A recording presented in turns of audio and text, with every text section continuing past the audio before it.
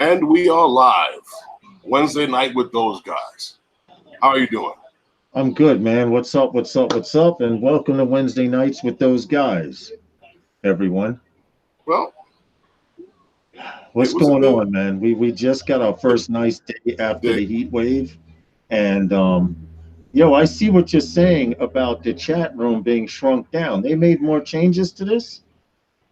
Yeah, I mean, it's more of that IQ thing and TubeBuddy's information that's on the bottom is what happened. It made the chat smaller. Well, that kind of sucks because if you minimize it, that doesn't change it any. Right, exactly. That's what I was trying to tell you the other day when you were telling me to try. When you had sent me the picture, I had no idea. All right, so what's good, man? We just went through a really, really treacherous heat wave.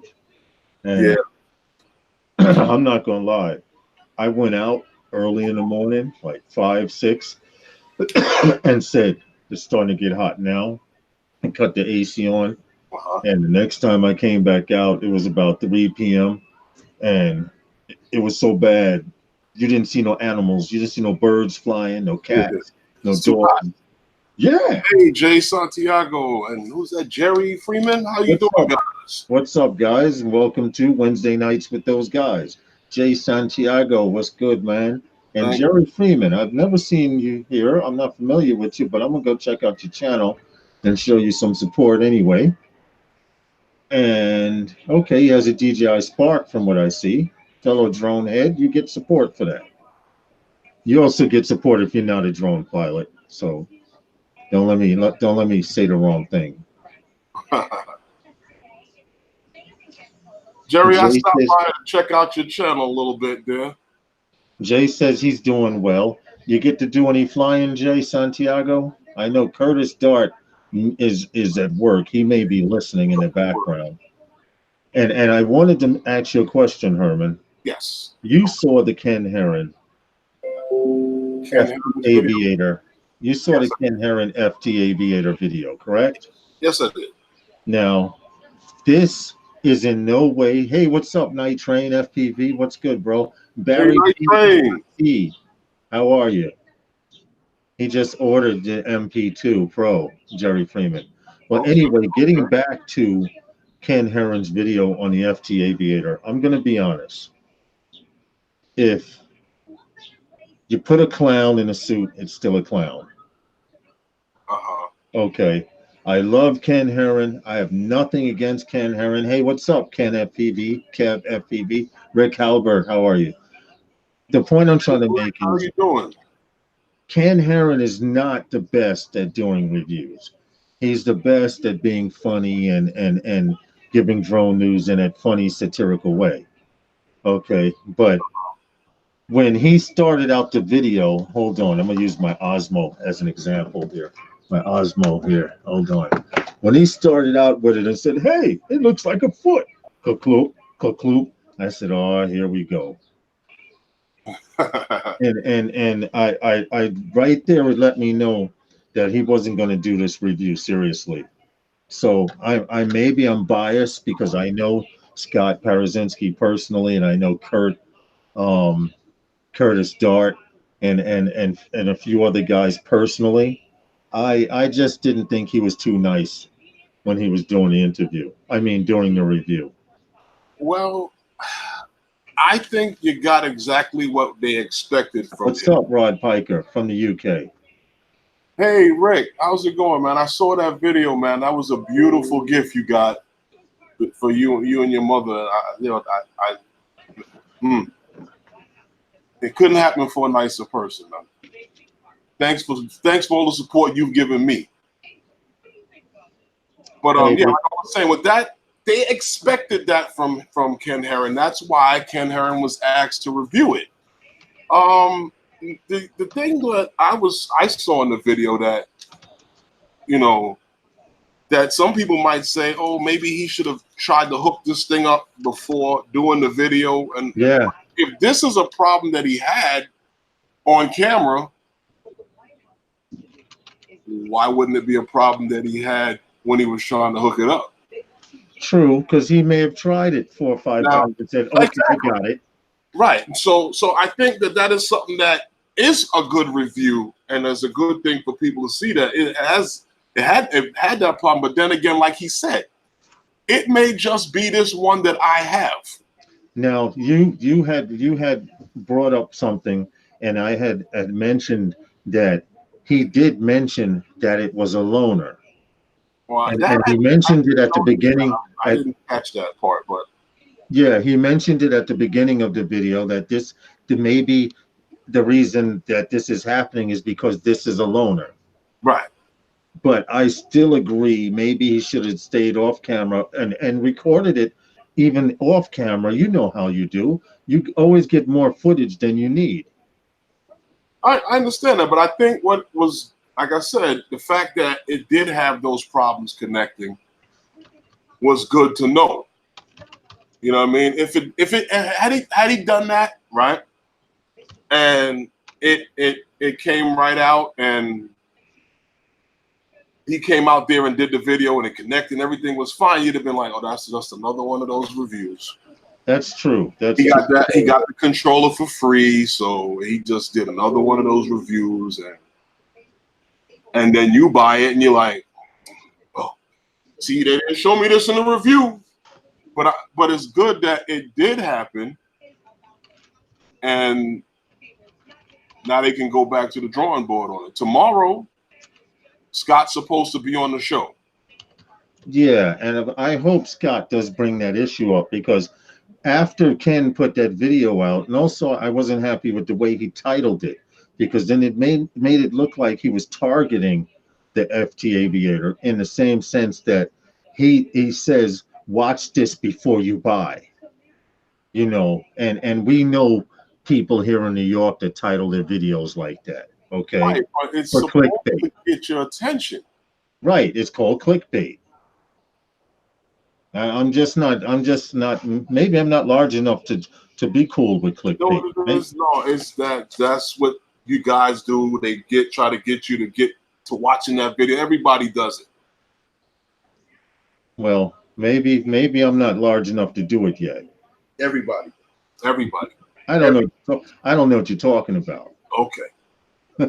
Anyway, what's up, guys? Oz Beach Andy, how are you from South Australia?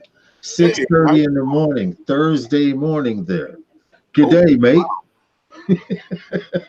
Well, as we say here in America, good morning. Yeah. Eddie Gomez, how's it going, man? Yes, Eddie says he's in Connecticut now. Anyway, guys, we're a little later on in the live stream. I have some information about remember, I think on my stream or your stream, I had showed you guys visualize it, and it shows you every airport and organization that is affiliated and working through LAANC. And the FAA has a page where you can go to and see who's affiliated with LAANC and who isn't. Well, I may have found a way that in those red zones you can fly. Now, where it says 0, you're not getting off the ground, you're not getting authorization. But I found out that you can fly in certain red zones where there's an altitude limit, but it's a red zone, meaning that they're not participating in LAANC, or it's very close to something of grave importance. Well, can I interject for a second? Well, yeah. According to the FAA in their webinar, those red locations that you mentioned on the on that map are locations where LAANC, as you said, those airports are not participating in it. So the thing is, they claim that you can get authorization. The problem with it, it's not in real time like you can within those green areas. My problem with that is, in order to get permission to fly, which I'll go into later on, you have to register through a certain FAA website, but we're not going to get into that right now. What's up, Exploration Obsession? How are you, brother? And welcome to Wednesday Nights with those guys. Now, drone zone, you have to. Yeah. You got to do drone zone. Yeah. I have the link for it. I'm going to put all of that stuff up later in the live stream. Anyway, I wanted to ask you guys in the live stream, since there's enough guys here, You've been coming to those guys' live streams on Sundays and Wednesdays. How would you guys think if we, or what would you think if we were interested in starting to sell merch or merchandise? Like same concept as Canadian Drone Hub. Coffee mugs, baseball caps, hoodies, stuff like that. T-shirts. T-shirts. Would you guys be interested in No, helping sponsor those guys no socks and underwear, by and buying some merch? If we were to come out with some merch, what's up, Drone Life RC? How are you, buddy? hey, how's it going, man? You Now, to answer this, if you're interested in maybe those guys and you think we should invest and come up with some type of merchandise, stupid things, not stupid, but things, mouse pads or whatever, coffee mugs, shirts, hats, or know, whatever, put a one if you're interested. If you're not interested or you think we shouldn't do it, put a zero. you want to do mouse pads? Look, I will put those guys on the back of a truck or a bus if I could. But hold on. If we were big enough to get it on the back of a truck or a bus, I'm all in. Yeah, yeah. But if these guys in the chat room or think that we should go for it, I guess they're not interested. I see. But anyway, we're gonna do it any damn way. I just figured I know. I just figured I'd be nice and actual about it. Okay, thanks, guys. We appreciate the import. Thank Gary G's RC. Thank you very much. I give me a second. I have to cut on the fan. Someone just hijacked my fan. And I'm feeling real greasy right here. Oh, you got to get a better studio. This is why we trying to sell merchandise. Who you get a new studio at? So I could get some freaking merchandise. I mean, a new studio. Yeah, we are gonna go for it. We're gonna do it very soon. We just got to come up with some. We need to come up with a brand, a logo that's universal for both live streams, and or if those guys members want to use that logo, you would be affiliated. Like Phantom Flight 101, he would have that logo. You know how you have your watermark in the lower right hand. Hey, Mr. Crowley. Lower right hand corner of your YouTube channel. The same concept. It's got to be something that everyone would get used to seeing. So we're going to definitely work on it and look into getting some of those guys' merch. Now, you remember the guy that was supposed to donate some hats? Yes. Well, I don't get my hopes up for everything, and I haven't heard from him as of recently, but he's in NYC Fireborough Drone Meetup, and I'm going to hit him up after the live stream and be like, yo, what happened to them hats? Huh? I don't know if you saw Rick's video on LiPo batteries and how to take care of LiPo batteries. And I did not. But LiPo batteries.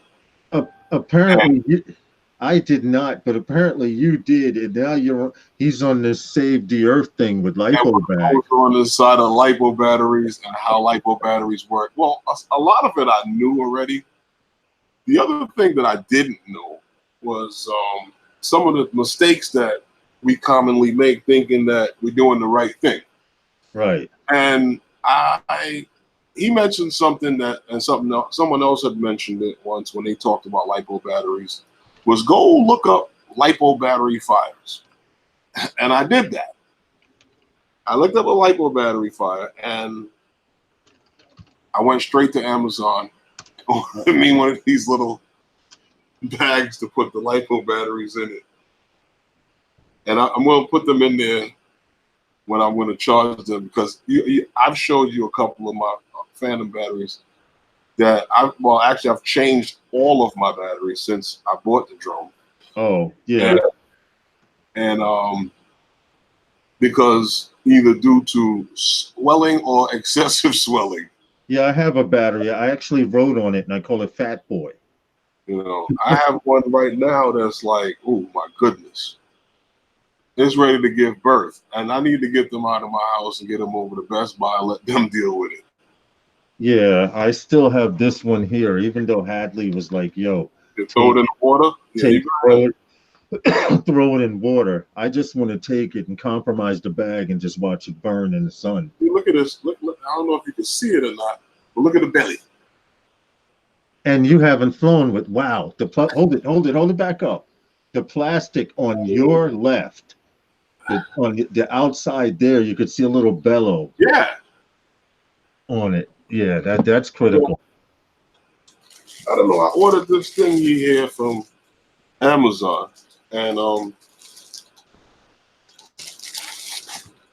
let's check it out. I don't know how good it is. I just bought it. I also saw another video once about lipo bags, and I watched the damn lipo bag burn with the battery. So yeah, but I saw a video where the lipo bag actually shrunk around the battery. yeah, that was a European brand one.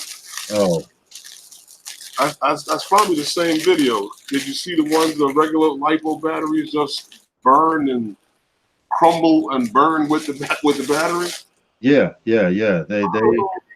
I don't know. It's a pretty good sized bag. I guess it could hold a couple of batteries in there. Okay, so check this out. You want to test it this weekend? But what? I got a battery here. We'll compromise it. We'll hold on. I just got this.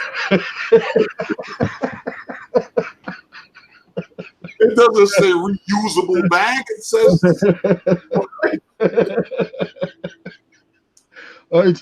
I figured you might want to test it out, and we could record it. And he said, "You hear that, guys? He just got the bag, so I can't come out and play." I'm not trying to go after the manufacturer now. You want to use it at least once or twice? Well, I want to use it and hope it never happens, like insurance. And to test the integrity of it, I have a battery right here. We can puncture and just put it outside and record it. Really? He's not going for it, guys. What do you think we should do? How do you like your hood? How do you like your hood, man, and sun hood? Who, me? Herman always flies with a sun hood, with a sunshade. He just recently gave me one that he purchased. Rick Halber says it'll burn the bag too.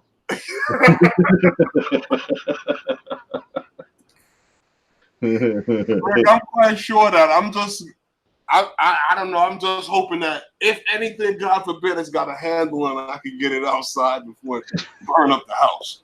If you don't pass out from the gases coming from the bag, right? Look, the bag already got a funny smell. Right, and on top of burning lipo battery and the chemicals, I'm quite sure you'll get a little lightheaded. So you got the whip. What you're saying is I should go back to work and get some of the monocoat and just pour it back with it. Yep. So that the silica now could give me lung cancer and shit in my There own you go. You might as well hold a welding torch while you're running, too. I figure, what the hell? It'll burn the bag too, right? I figured that much. Anyway, you're listening to Wednesday Nights with those guys, and Herman apparently won't let me test out his new fire bag for his lipo batteries. Rick Halber, I almost had him until you said the bag would burn too. I've heard guys say get a toolbox. I don't want to watch the videos on them. I've seen the videos on them. I've had one of these batteries right here, and I overcharged it. It's a 1500 amp 40C 3-cell lipo. And what happens if you overcharge it for a minute, it starts to puff. So I got it outside. I carried it like this. I laid it on the ground, and it just got fatter and fatter. It didn't explode, but you did hear a small pop because the plastic sealed. Let me ask you this. Yeah. You see how that burned the one you had? You see how it burned? Yeah. You see, I don't know if you remember when hey, what's up, Happy? Hadley had his problem. And he managed to get it out the house in time, but it burnt the concrete outside his house. Yeah, I have a spot outside the house. See that battery? God forbid that DJI battery goes, it's gonna be like the Hindenburg, boy. That's what I'm saying. Let's test the bag. That's the bag. Let's test the bag, man. This way, you can contact Amazon and say, I want my money back because this bag was supposed to be fireproof, and it's not. That's what we're going to tell them? And then you can put out a video on it. I'm telling you, compromise this battery one time, quick little punch, and you run away from it. All right, so what I'm going to do, right, is I'm going to order another one, and we're going to do that video. All right, cool. All right, I'm very interested. I'll even compromise one of my older batteries. This battery's actually for that hubs in there. I don't fly it anymore, so I'm willing to compromise it. Now, I told you when we fly, sometimes we use the those little what they call those parabolic joints that we put on the antennas. And I had the one that was like a single piece on each antenna. And hey, Jensen Snow, how are you? Welcome to Wednesday Nights with those guys. What are you opening up there now? So I'm telling you. So I ordered the one that supposedly is like one whole piece together, but they put it in the box like this thing costs more than what it really costs. Like, what am I paying you for the box? If you see the whole setup here, they have this sleeve over it. There it is there. Okay. Right? Then they got it's a sleeve over this box here, but I'm like, what am I paying for the box? Got this spongy thing here inside here. Right. Just to put this in here. just to put clamshell parabolic reflectors in there. I'm like, wow. Inside of a plastic bag. This thing is cheap. What's up, Happy Lux from Luxembourg? Welcome, Jensen Show. Welcome to Wednesday Night with those guys. So now you don't have, you said, as you call the puppy ears with the other ones, one up and one down. You could give those away, though. What? The puppy ear ones. I can give away a lot of things, but I might not. I mean, and then, I got this light. It's a lantern. You hear what Rick Halber says? What he said? Herman, it's a very good way to have your batteries, but it will burn the bag if it's a cheaper one. And it will help to get it out of the house, like you said. What's up, Philly Drone Life? How are you, buddy? Hey, what's up, Mike? Well, yeah, I bought this lantern, right? Because, I go camping once a year with the family. Yeah. And you know me. We go out there in the dark. I'm not afraid of the dark. But what I am is a city dude. And my thing is, when it gets dark and there's animals out there, I start calling for asphalt and lights. I need some sidewalk and lights. So I got this nice lantern here that's gonna illuminate the entire area. Dude, it looks like you could land a plane with that joint. I intend to. Did you hear this, guys? Herman's going camping in a couple of weeks. So the first time he hears a twig snap, whatever it is going to be blinded by that floodlight. This light might stay on, like if it's the light downstairs in front of the building. What's up, Paul? You hear Herman, right? Hey, how are you? I came in just to see the light of day. No, but he's taking that light with him to when he goes camping because Herman, we were joking when we were going down to Atlantic City. Herman was saying that if he lived way out here in this rural area, he would have a house, but see where all the trees were, he would get a bulldozer and level everything off and put concrete. And wherever there was concrete, it would be lit up like a penitentiary. As soon as you step onto the concrete, alarms go off, lasers are pointed at you. Oh yeah. No bears rustling in my garbage. He said it'll be so bright you'll be able to identify the animal within seconds. All right. Nope. Well, I got a message for both of you. I was just talking to Val and Michael. They're Okay. both on their way here, but Val's driving home and Michael's firing up his computer. So Okay. Okay. All right. oh, Cool. in fact, Philly's on there. Awesome. Setting up. Give me a few thanks. Yeah. I sent him an invite, but Herman wanted to review some of the stuff, and Yeah. I found out. Oh, let me clarify. I appreciate you coming by and showing some support, Paul. But Yeah, I liked it. I liked it, but you weren't flying what I thought you were flying. You thought you would come in and give me the old 1-2, huh? Give you just a little nudge. Just a little nudge. He left me a comment. He said it's a great video, and I see you getting work out of that Mavic. And I was like, that's a Phantom. And then I had to put Phantom for life. I had to put Phantom Flyer for life because I know guys who started out flying Phantoms, and then they go, those Mavic guys think they're special. And then I know guys who start out flying Mavics and say, those Phantom guys think they're special. We're all special. Yep, exactly. You know what I'm saying? We're all special. But hey, Cardozo Media, what's up? And welcome to Wednesday Nights with those guys. How are you, Paul? What's going on?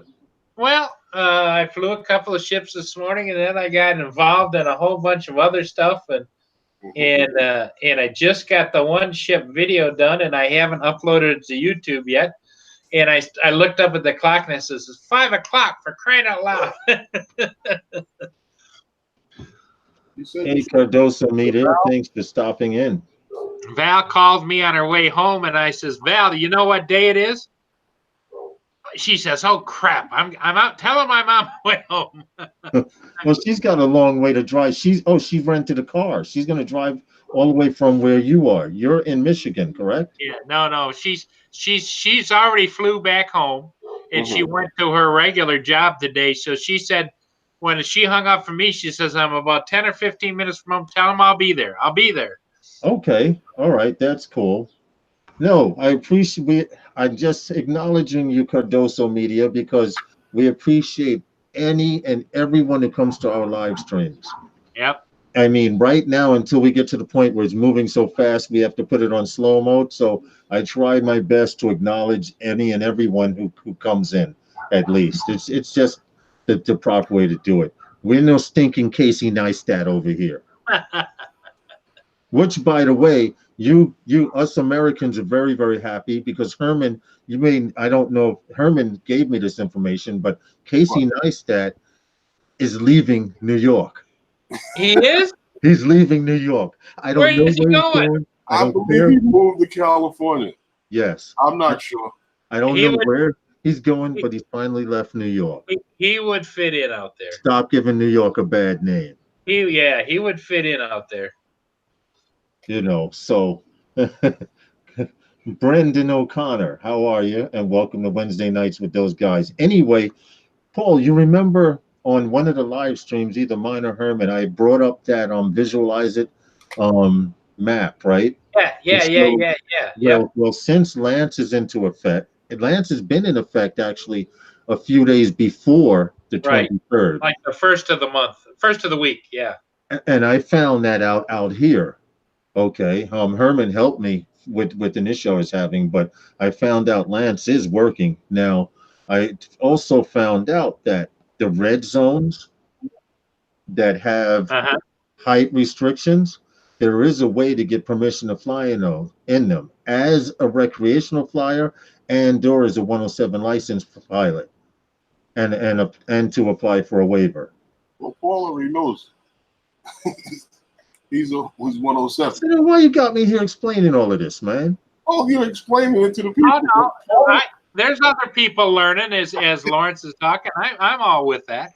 Yeah, that's what I'm saying. You could have saved me a couple of sentences and I heard about everybody's learning from what you're telling Paul. It's okay. I'm just messing with you, Paul. It's all right. No, that's okay. I understand. No, it's things are changing, and there's a lot of guys that are in here that probably need to hear what you're saying. Yeah, you have a valid point. You have a valid point. Well, the one thing that I am going to tell you about what you're saying, Lawrence, is that finally, LAANC is officially here for the hobbyists. For the recreational flyer. It is here. And I have to clap because I swear when they said they were going to do it for the hobbyists, first thing, and Herman may remember, I said, well, I guess they're going to make this happen in a couple of years.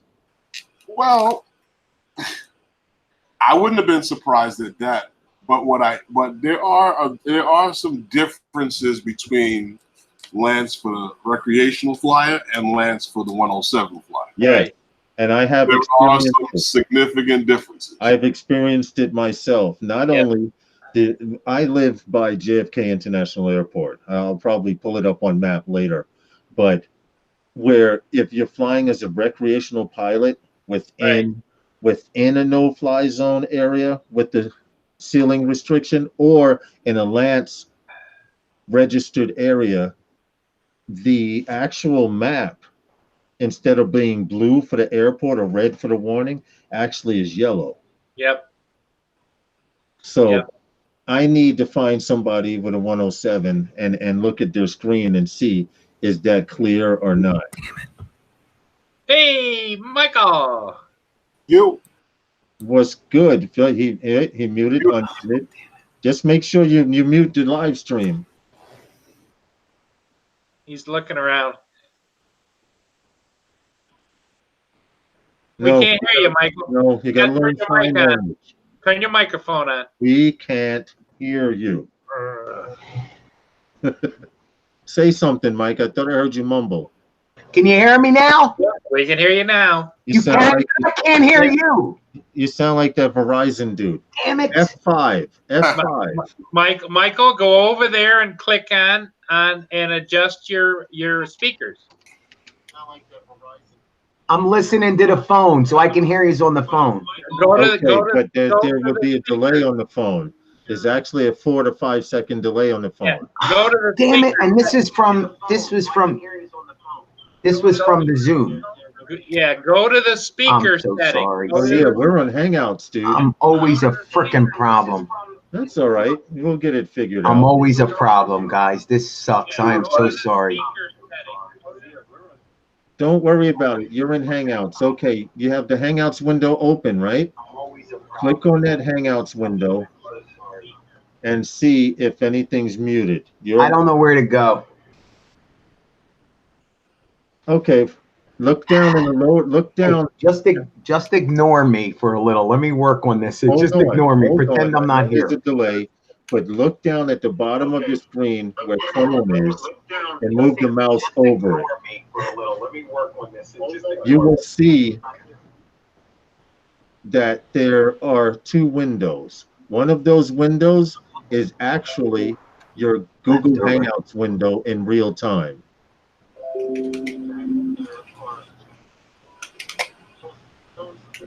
Give that a shot.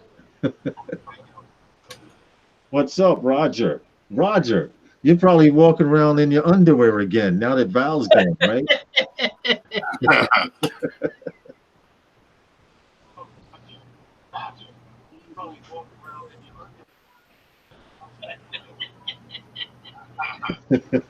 Mr. Crowley says it's your fault, Mike.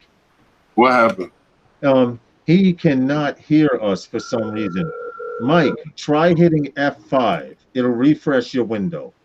Hey, Paul. Okay. Try. I'll let Herman talk to you on my phone. Here you go. Okay. No, this can't hear it if I mute him. Unmute yourself, Paul.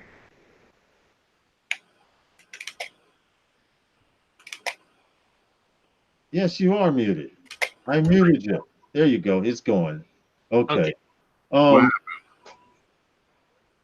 Phantom Flight 101 watched a video that had to do with burning lipos, and now he's got this lipophobia that he wants a bag. Now I told him he did open a bag here on the live stream, and I told him that if we should test it. Now I have a bad battery here, Phantom 4 standard battery, and I'm willing to compromise it by functioning.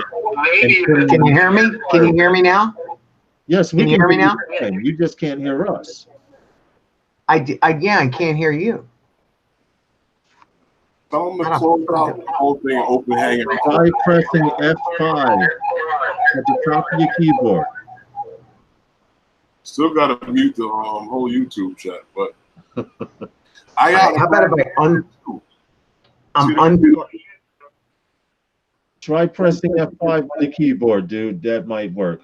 But anyway, this is what happens when you go live, guys. We Can you hear always. me now? I can hear you. You can hear me. can you hear everybody? I can hear you. Paul, I'm hanging up on you. I can hear them. Okay, Did good. you hit F5? I don't know what I did. For some reason, it's almost like you got to do like a reset or something. I just Now listen closely. That's what F5 is. It refreshes your page at the top of your keyboard. okay. Don't do it now. Don't do it now. I didn't do. I was But getting ready to. if you ever have that problem again, Okay. do it. Hey, what's up, Brent Nunley? Everyone's clapping that you got in. I'm so sorry, guys. I'm so sorry because they had me on Zoom last night and I had to change settings that they had me plugging in the microphone. And so what I don't know how to, I would have liked to talk to you through the microphone, but when I plug it in, I can't hear you, which means I got to change a setting. No, you have to plug in the microphone before you go on. Oh, really? So if you want to start streaming or you're going to visit someone's show, when you start your computer, you plug in the microphone so it acknowledges it then. What happens is, for some reason, if you're streaming through Google Hangouts and or Zoom, if you don't have that mic set up already, it's not going to acknowledge it. How would I be able to do it now, Herman? You can't do it live. You have to do it before you come on. Gotcha. Yeah, on the Zoom setting, you can do it down in the bottom. Yeah. Right. In Zoom, yes, but in Hangouts you can't. And hang on. Hold on a second. That's Lawrence. I'm Herman. Oh, yeah. No, I know her. That's why. Did I get you screwed up? I'm sorry. I'll be Herman today. I'm sorry. See you next time on Phantom Flight 101. Oh, actually, that was almost doable for a commercial. I'm so sorry. Ignore me, guys. Dude, hey Herman. What's up with that freaking light, dude? You got a gigantic torch light. You're gonna light up the whole forest. No, yeah, Mike. I'm not even joking. If you could go out there with a crate full of guns and a couple of hundred of those lights, they could see him from space. I'm telling you right now. You got to be like water, my friend. You want to be right back. You don't want to expose yourself like that. Be like water. No, you see, you don't understand it. It gets dark out there. I know. And there are no lights. When you drive on the road out there, the only lights is your headlights. And a lighter. I like to sit out at night and hang out there, and I need light. Herman, lights attract bugs, mosquitoes. What happened to him? Lights attract mosquitoes. Oh no, I got stuff for that. You got stuff. He's got a beekeeper costume. Yeah. I got stuff for that. And if that doesn't work, he's got a backpack flamethrower. The whole freaking jungle's going to go up. What happened? Herman went camping. If you hear a beaver pond caught fire, it was Herman. Yeah. Paul, they're going to ask him, well, why did you burn down half the forest? Because the mosquito landed on me. Yeah. Damn mosquito. Thanks for popping in, dude. We appreciate it, I baby. love the name, Beaver Pond. Beaver Pond, that's awesome. They're going to be like, but excuse me, sir, you burned half the forest because the mosquito landed on you? So you can never go without light. So you got check this out. You got the parks the parks department would ask him, so you burnt down half the forest because a mosquito landed on you? And he'll say, well, you should have saw what I did to the first one. You should see the mosquito. Matter of fact, I'm gonna charge it up and I'm gonna try it. Yeah. Oh boy. From space. What, the light? You're gonna plug Yeah, in we're that gonna light? go outside in the park tonight and see how it works. He's gonna burn out the sensor on his camera. Yeah. Everybody will think that a UFO I landed. know. I know. Hey, look out! Right? I'll plug it in on the other side. Thank you, Roger. Yes, guys, please hit that like button. And we gave a little poll earlier. We're gonna do like you, Roger. We're looking into investing in some merchandise. Okay, we're gonna be work. Yeah, Rick Halver. Somebody just needs to see my face on He's a city boy. He said if he brought land in the country, he would clear everything around them for the length of a football field, Okay. fill it in with concrete. See.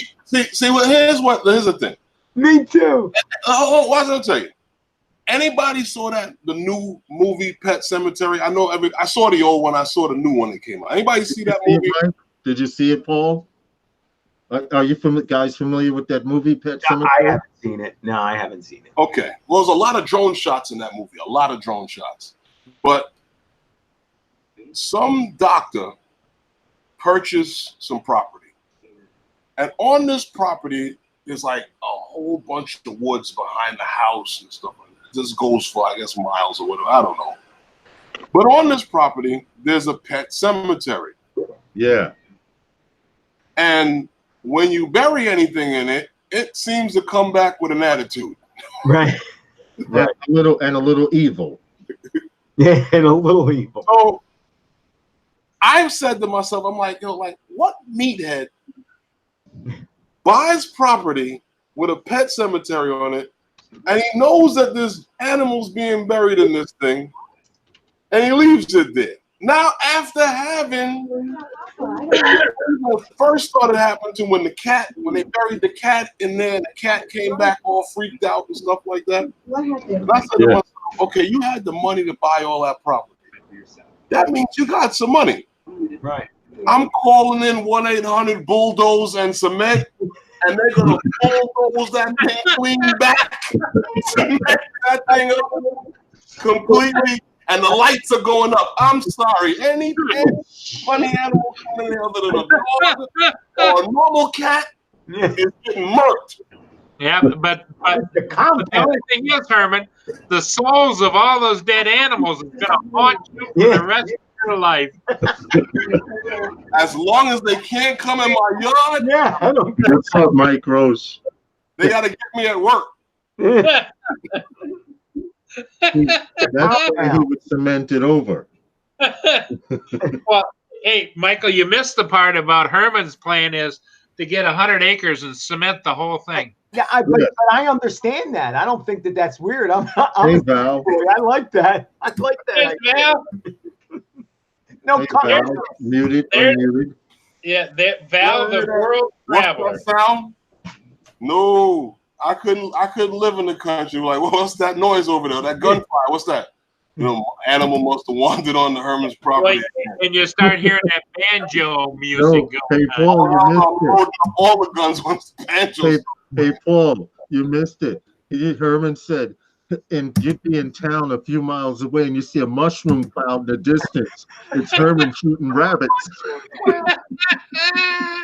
A mushroom cloud. A freaking mushroom cloud. No, It's the compound.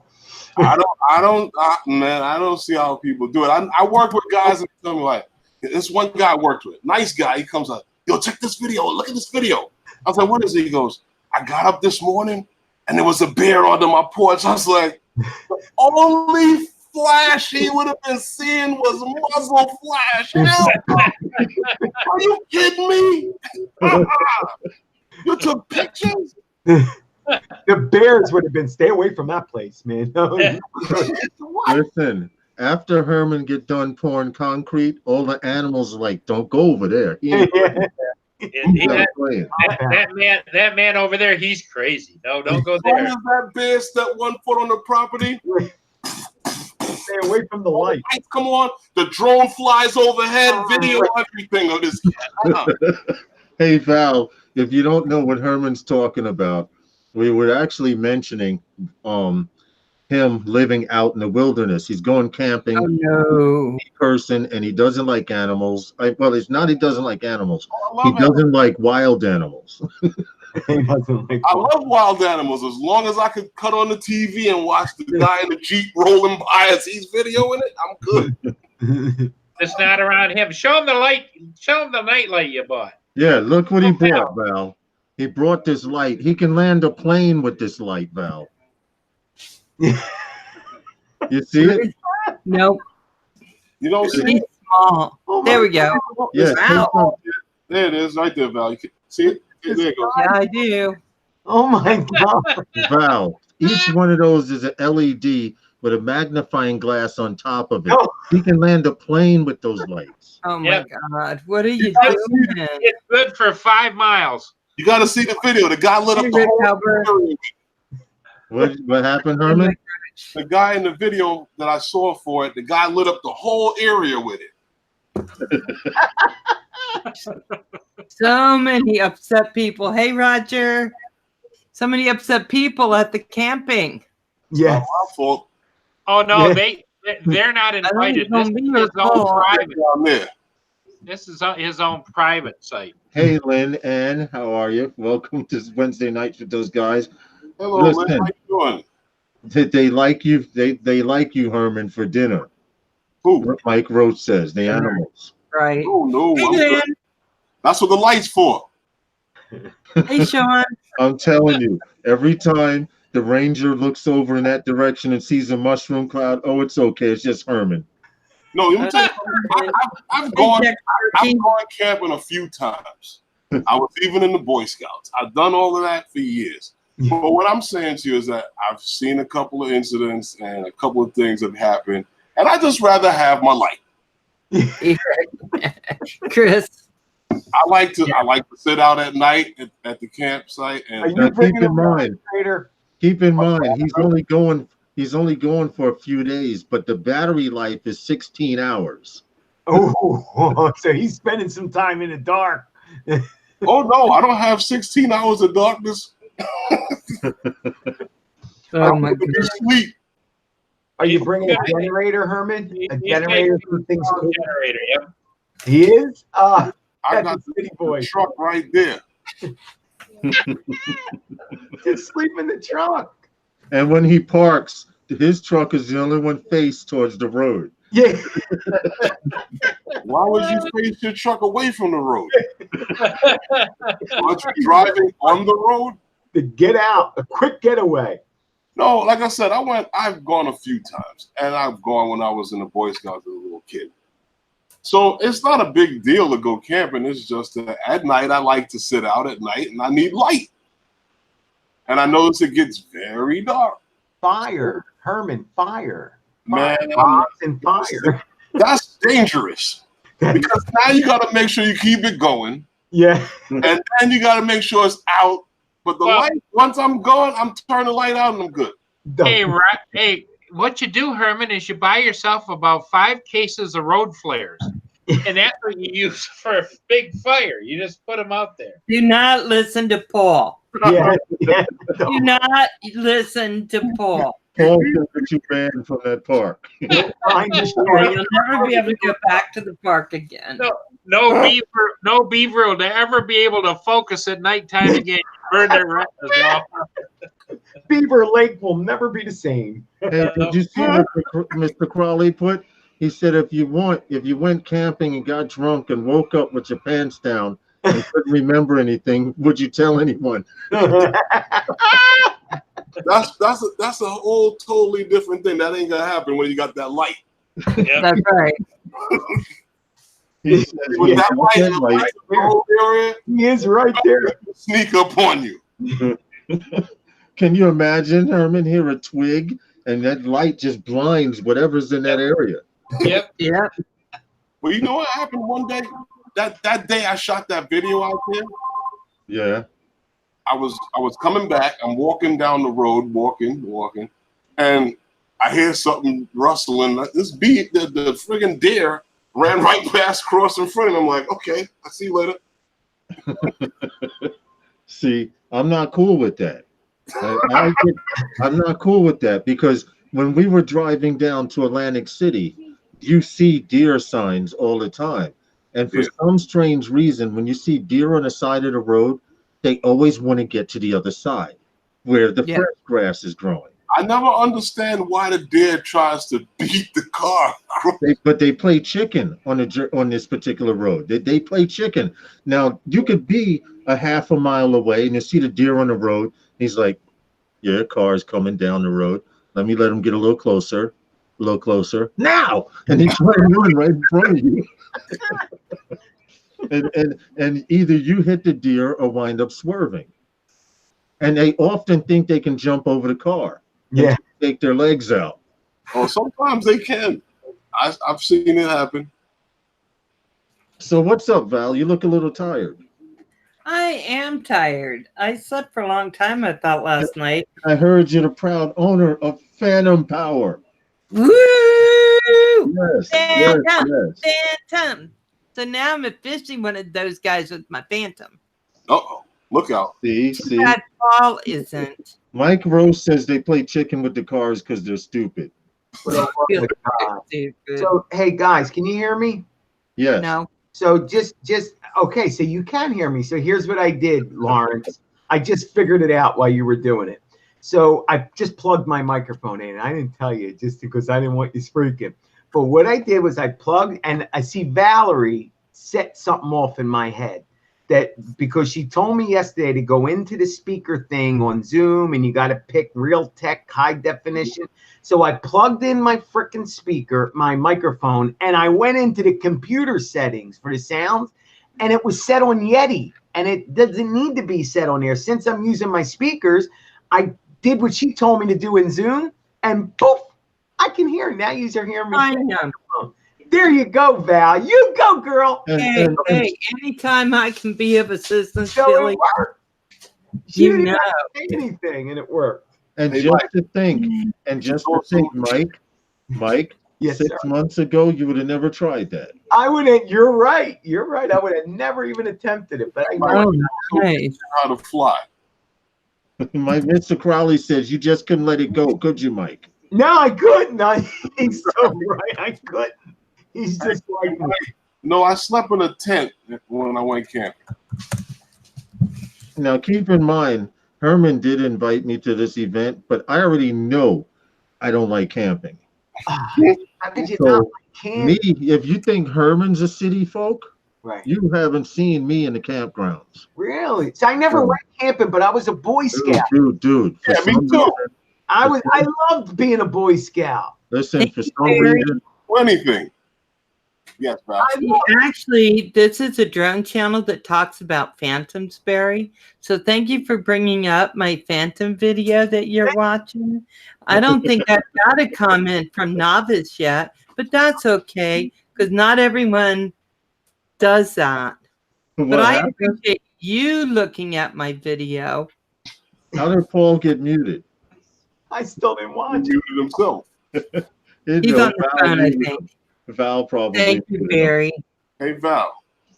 Yeah. I know how much you like those Timbits, even though I think that's, to be honest with you, I think that's a little weird of a name for anything that you put in your mouth named food. And Wait. How, I don't eat Timbits. Roger no, that. no, you don't. But Roger had them, and I knew you wanted some. So what I did was I went to Dunkin' Donuts, right? They had What it the hell? basically about the same thing. The Dunkin' Oh my God. Munchkins. Munchkins. Yeah. But yes. They're basically about the same thing. You know, when they pop out the middle of the donut, they use that to make the munchkins. Right. What they do. That's what they I want to do. know how they pop out the middle of the donut. Val, Urban Dictionary. Urban Dictionary. Val. Urban Dictionary, yeah. The middle of the donut is round, right? Mm-hmm. It's So a hole. They get a little cutter and they cut out that little hole in the middle. Oh, okay. and they take the middle and make the munchkins. Oh, I didn't know that either. My father used to own Dunkin' Donuts. Yeah. Yep, this is what they do with the middle. I didn't know that. Well, I think they started So- making munchkins after Tim Hortons started doing So the. let's go back to my Phantom video. Oh, okay. So when are you shooting your Phantom video, Val? I already did. It's up. Uh-oh. Oh, get out of here. You did? You should put a link. YouTube, Barry. Val, type in the chat, will you? Yeah, go ahead. Put a Well, link. yeah. Hey, Mr. Crowley, I'm sorry you got kicked out of the Boy Scouts because you beat up Got you kicked beat out. up the kid. Wait, he beat up the grandmother's kid or something. The grandmother. He beat up the What? You grandmother. gotta think about it. Stop. Hold on. You gotta think about it. It's not his fault he didn't know how to fight. Not his You fault. Why blame you his beat him parents. up? You blame his parents. Oh my Why you beat God. him up?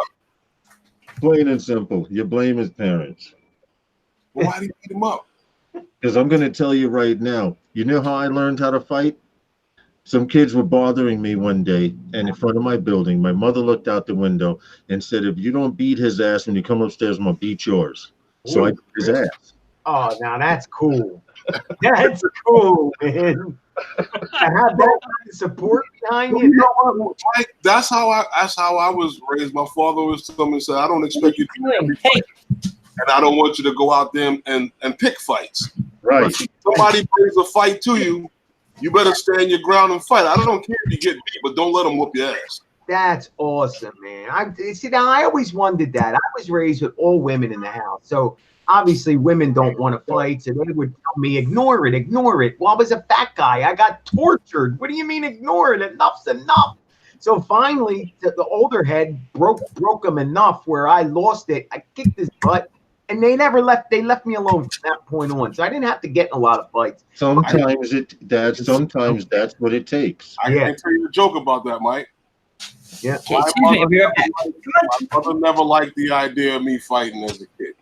Yeah. She always told my father to stop telling me that. Really? I don't want him out there fighting. And I never saw my father raise his hand to another individual. But I see my mother knock the lady out of the supermarket. Well, I'm watching your video right now as we Yeah, speak. me too. Me too. Yeah, That's but you you don't have flying? the Oh, music wait, on. hold on. That's you flying, Val? Yeah. Oh, get out of here. With the I have road, music to it.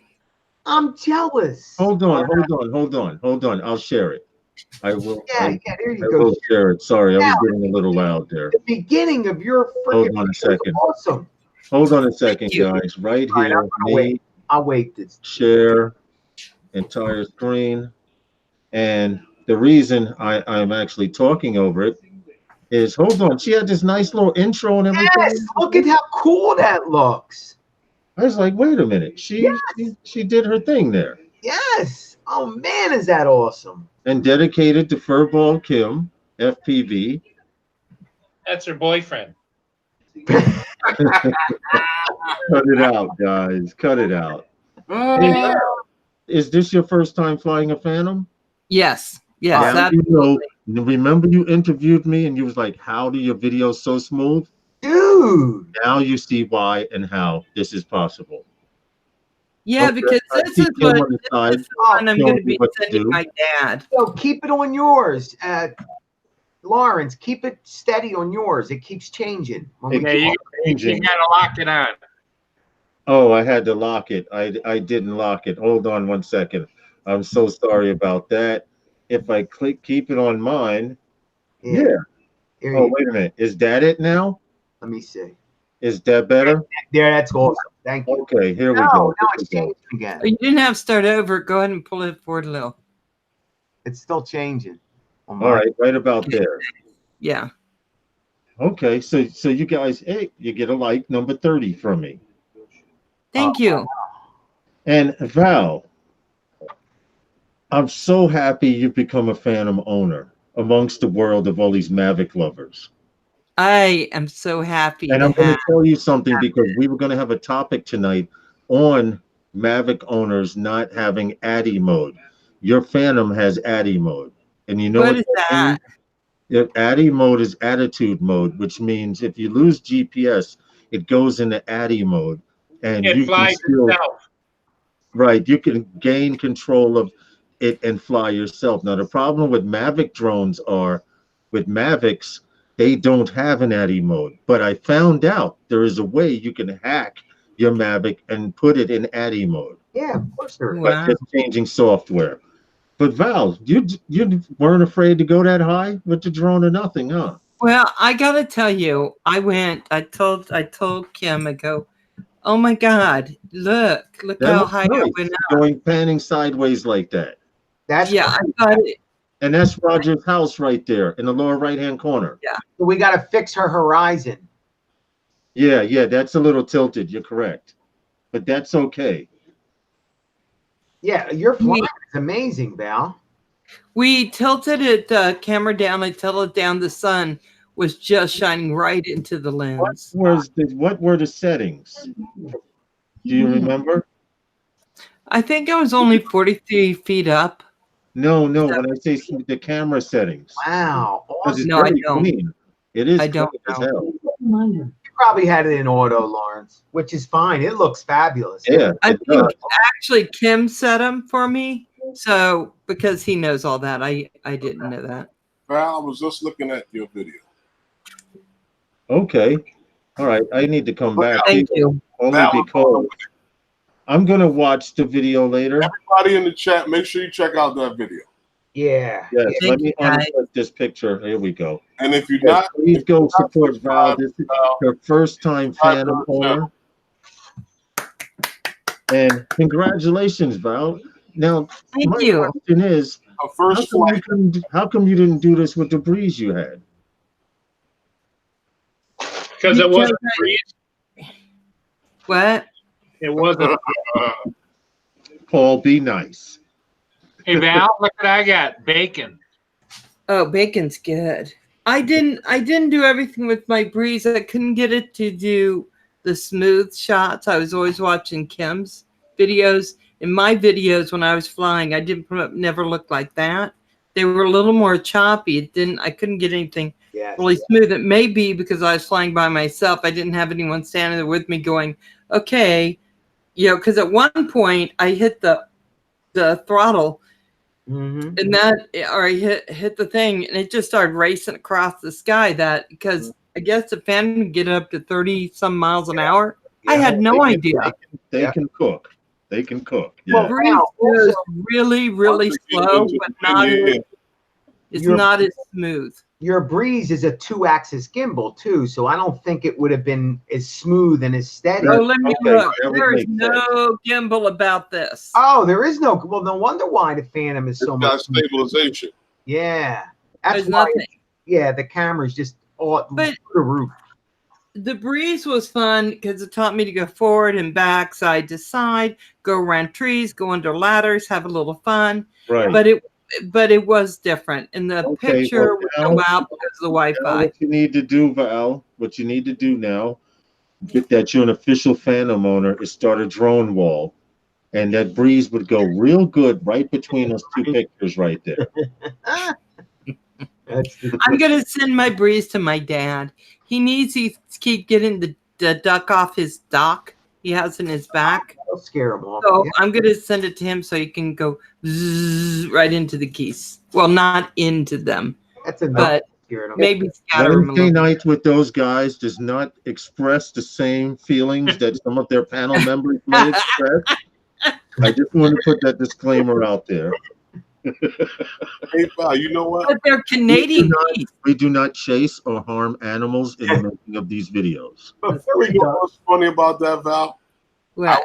I was flying one day and I was trying to do, well, I did the video, but Amazing. and I'm out there, I'm getting ready to land. I'm coming back with the drone, and these people come over with this big bag of bread. Oh, yeah. Walk over to the rail and then start dumping all the bread into the water for the geese. Oh, no. Thank you, thank you. Yeah. Because every bird under the sun starts going for the bread. And I'm like, Right? how am I going to get in here now with the drone? Thank you. Hey, Furball. Hey, Furball. Furball Furball, Cam. I would like to thank you personally, Furball, for donating your bird to Val and making her a true Phantom flyer. Good on you, mate. And look. Do, do, do, do, do, do, Oh, do, Furball mug, get out of here. Dude, is that It's not awesome? cute. That's the That greatest is, that mug is. ever. This is the cutest. So, guys, I was going to say, like, my logo isn't cute. A lot of our logos I'm aren't cute. changing my logo. That is so flipping cute. That is awesome, man. And I had to have this once I looked at the googly eyes. It's him. It's Googly Kid. eyes. Anyway. Nacho made that, didn't he? Yes. Yep. Yes, he did. For those of you who don't know, Nacho does do logos. I don't know what he charges or whatever, but talk to him, and he only does circular style logos. How much did he charge you, Val? Or was that free for you? It's free for me. How much you paying? Well, hell, she went to Canada to get it. Yeah. It'd be free. That's because she's pretty. I ain't as pretty as Val, so he's going to charge me. All this gorgeousness. Yeah. Yeah. So I got the cup for free. No, I bought the cup. There The you logo, when Nacho does logos, he only does it if he fills up to doing it, Oh, right? So he doesn't do them for everyone. So he's done a few. He did help with Rogers, with Kim's. He's worked on mine. So it's just when he's in the mood, and okay. you know how you guys are. I'm gonna have Oh, to. did I say that? Wait. What's that supposed to mean? You know What? how you guys are. Well, That you was know very- what these that things was you're not very- in the mood for. That was very Right, Mindy? Guys, what? My girlie saying, "You're right, Mama." Yes, I am, my Saint Bernard. She's like, "Let me tell them all about it." Well, you're lucky he didn't bite you. You've been going so damn long. I know. She was not girl with me last night, and my husky wolf ate most of my shoes. Dude, Well, that was you Serious? got Yeah. the lanyard on and all. Val's got the lanyard. She's there with the lanyard and the freaking. Oh yeah, yeah, Oh, about the dog ate your shoes? yeah. My husky wolf ate my shoes. Now, who did you have to watch the dogs? And don't tell me your ex-husband. Yep, Oh boy. Kevin. Okay. First of all, you should have told the dogs to watch your husband. Well, I think my ex. Yeah, I think they did because when I came back, they had him pretty much in line.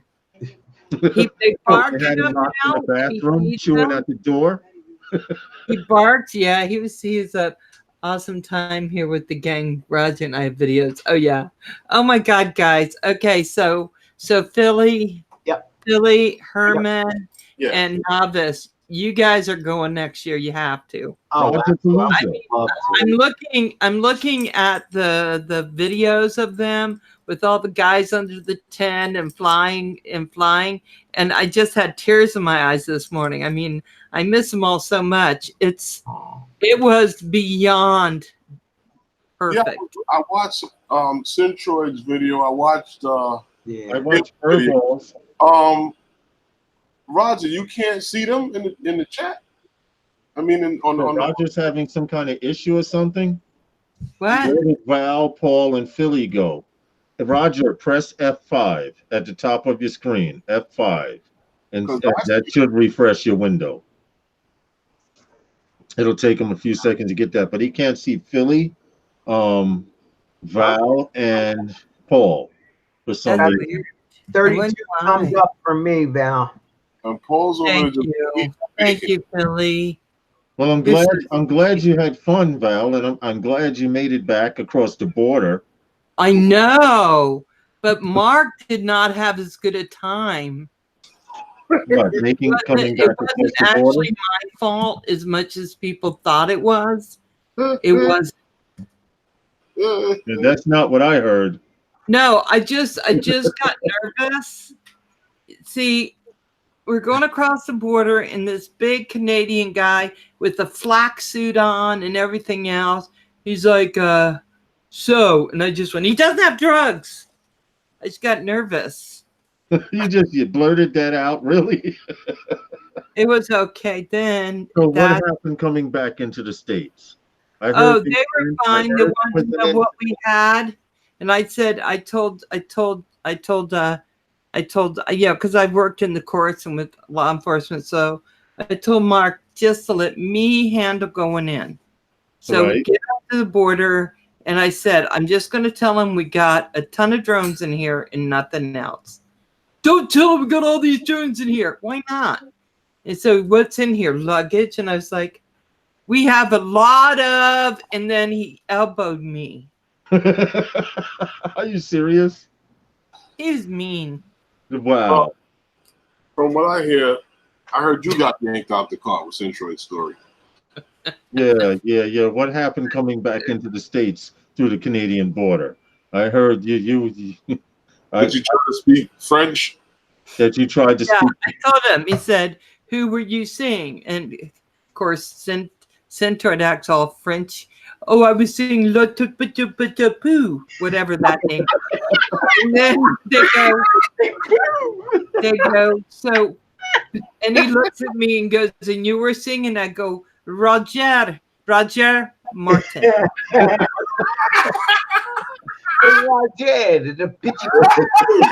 Roger. So you figured French with an American French accent, saying their name in English would work. Yeah. He just looked confused and told us to go. Well, and the other thing she told him at the border was, what was your purpose for going to Canada? Well, I was visiting my friend, and he's not allowed to come back to the United States. Yeah, I was visiting. We went because we had a friend to see who couldn't come to the United States. No, you killed me. And they asked Roger. and she gave him his name and address. Oh, wow. Are you serious now? But I don't think, I'm not sure that helped. But No, because they probably said a bunch of people just left the border saying they came from your house. yeah, You so wanted to stop them? I'm just glad they didn't take our drones, because I told him I was going to tell him the Phantom was mine. He goes, just don't say anything. Less is more. Less is more. Well, number one. I don't even know what that means. But hold Less on, is Val. not more. Never volunteer any information. Especially playing with Border Patrol. Okay? Yeah. Do you know when you say stuff to them, they do not take it funny. No, there's no joke. They're They not supposed to. They get that weird look. I was waiting for the call. Centroid, can you start a GoFundMe? Val got me stuck at the border. I can see it right now. I was waiting for it. I think that he was thinking the same thing. Mark's like, I'll never get back into No, the see, streets. owning drugs is not illegal. How can I explain to my wife and kids I can't cross the border back into the States and I'm not Mexican? You can't get Val. Hold on. well- Football says, okay. Thanks, wait, I have some issues and need help with. Mark is just standing next to me and Val, 5-minute talk. Put it this way, Val. Mark, no, that isn't what happened. I had to tell Furball how to fly and Mark, and I taught them those moves. You're welcome. Because they didn't know how you had to do the sticks like that. So I got it working. So you helped them fly racing drones. Yeah. You know what? She even got to perfect this one move where he comes around out of a loop and drives straight down into the ground. Yep. I heard somebody power dived into the ground. Yep. Who was that? It's called Furball Kim Power. Two drones in a row. Yeah, but what came out of it was the new name Kimbits. That's what's left of the drone. No Kimbits, they were Kimbits. You guys are funny. That's great, man. I'm gonna have to make Roger Palooza next year. Definitely. You guys have to. It was. Hold on. I'm telling my wife now, Diane. Next year, this time I'm going to Canada. She just goes, okay. Yeah. She goes, please stay. Go in the Vegas trip. Oh, Diane.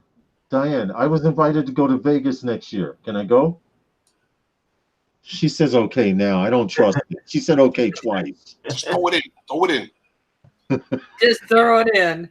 Yeah. Hey, Kim, throw that's in the funny. fact that we can go to Tim Hortons. Throw it You in. While Hey, they, Paul, you should patent that. Kim everything. FPV. Well, you know, I figure Herman's buying all this camping stuff, so when he goes up to Roger Palooza, he'll have lights and tents and all kinds of things. Staying in the hotel. Well, there was something on here. I want to see if it's still on here so I can share it.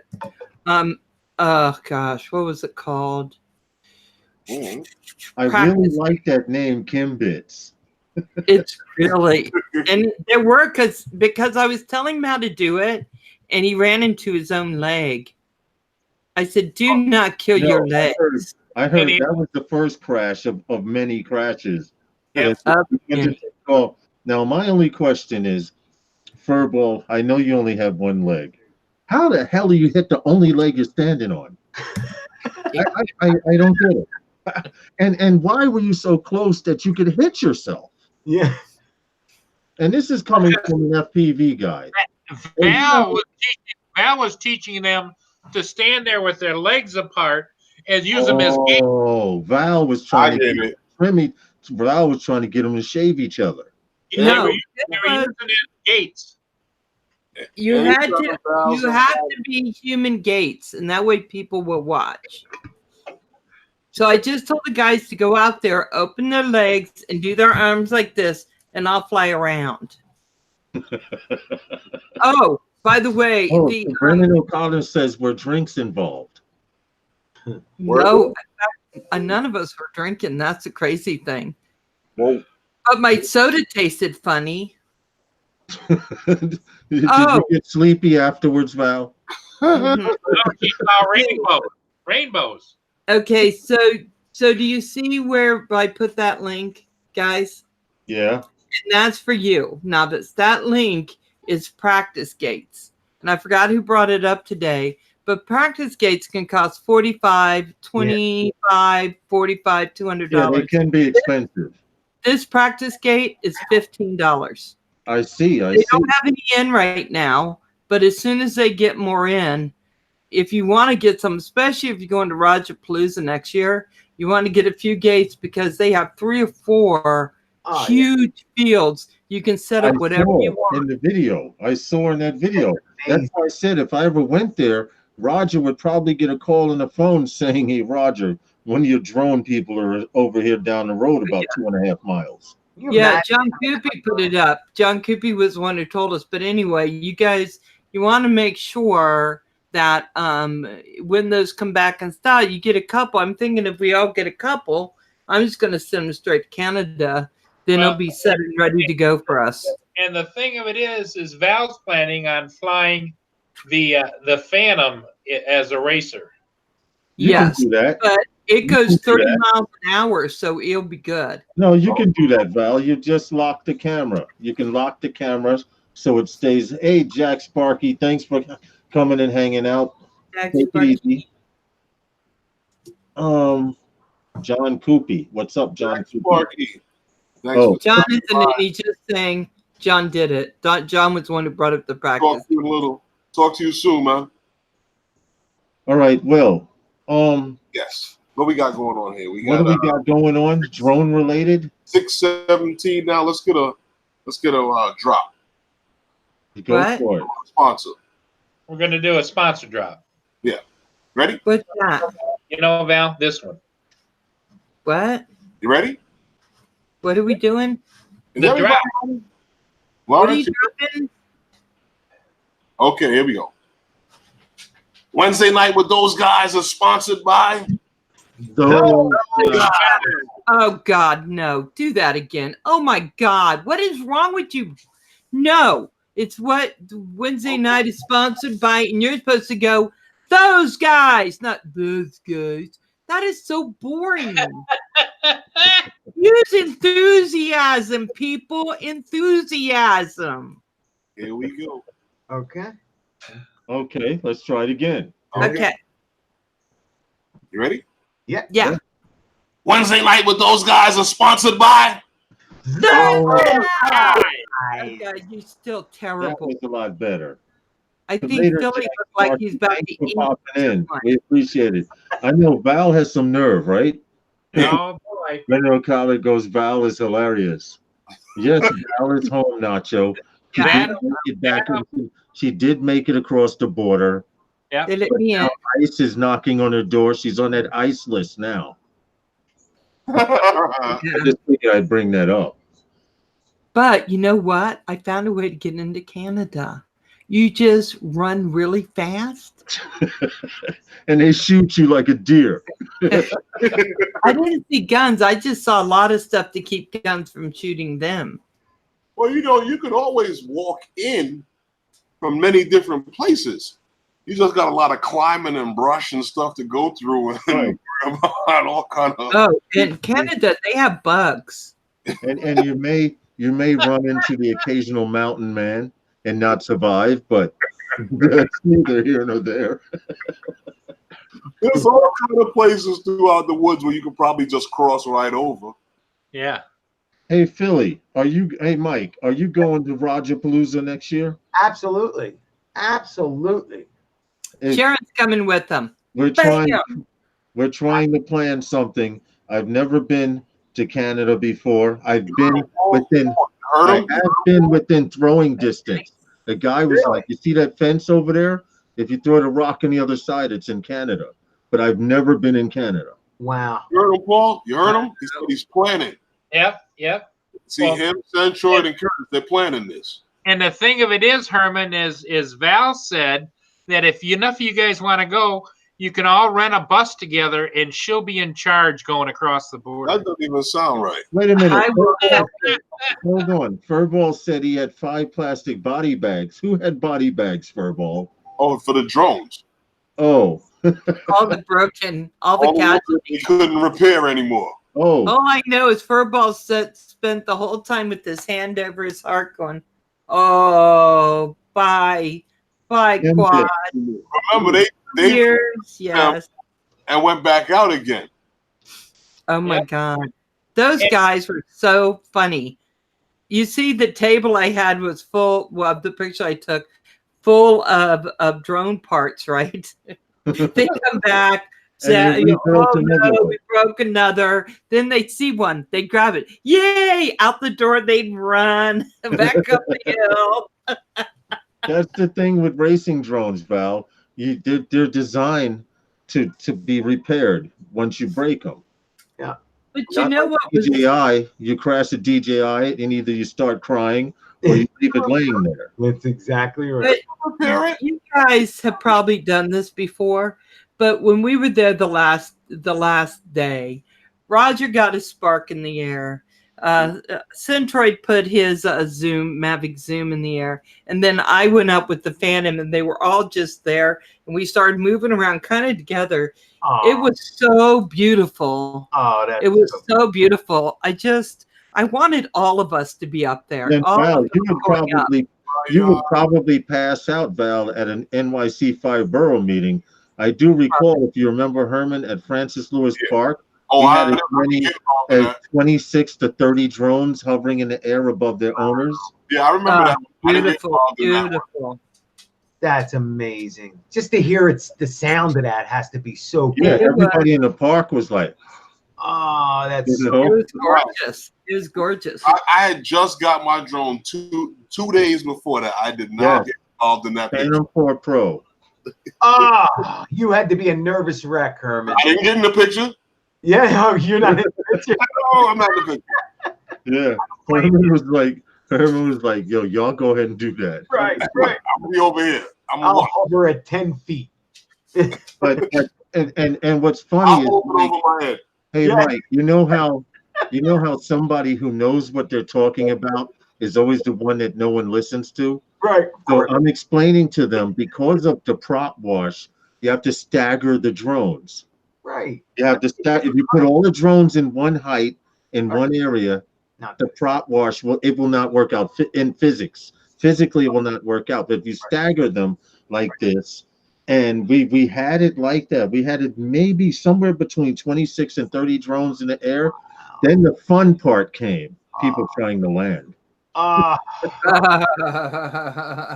It, Well- it worked out. It worked out okay because some guys just That kept was their the phone in the air and drone. didn't move until people got away from them. And then some guys walked away with their drone like they were walking a puppy. And then some guys brought them straight down. It was an interesting sight. But You the know- entire park that we were in was frozen at that scene. wow. That It's funny because space is so big, so you wouldn't expect that you're going to hit each other. But isn't it something that you put just two in the air, and it's almost as if they freaking find each other?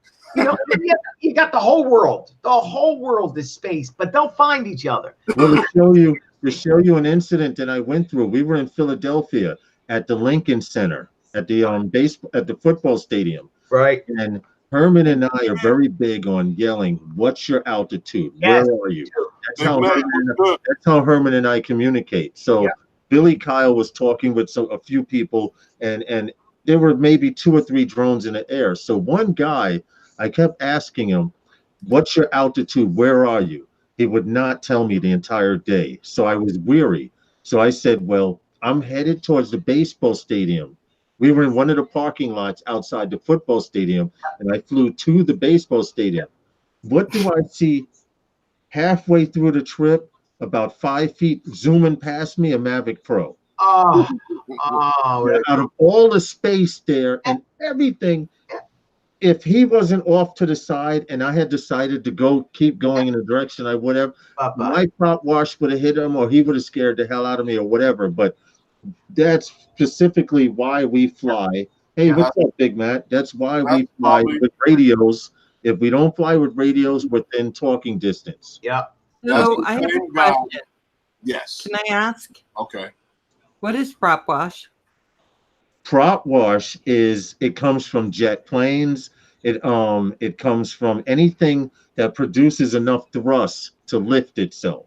Like a helicopter, the wind that's pushing straight down under a helicopter, that's prop wash. If a helicopter was to pass over another helicopter, or a plane would pass in the front of another plane, you could disrupt its air flight or make it fall from the sky. Airflow. Okay. Right, airflow. Thank you, Paul. So if you ever see someone with a drone, they're like, "Let me get close to you to take a picture," punch them. Yeah. Don't say no, just punch them. Just hit them really hard. Because that's someone that's trying to help you crash. Yeah. Yeah, I would not be okay with that.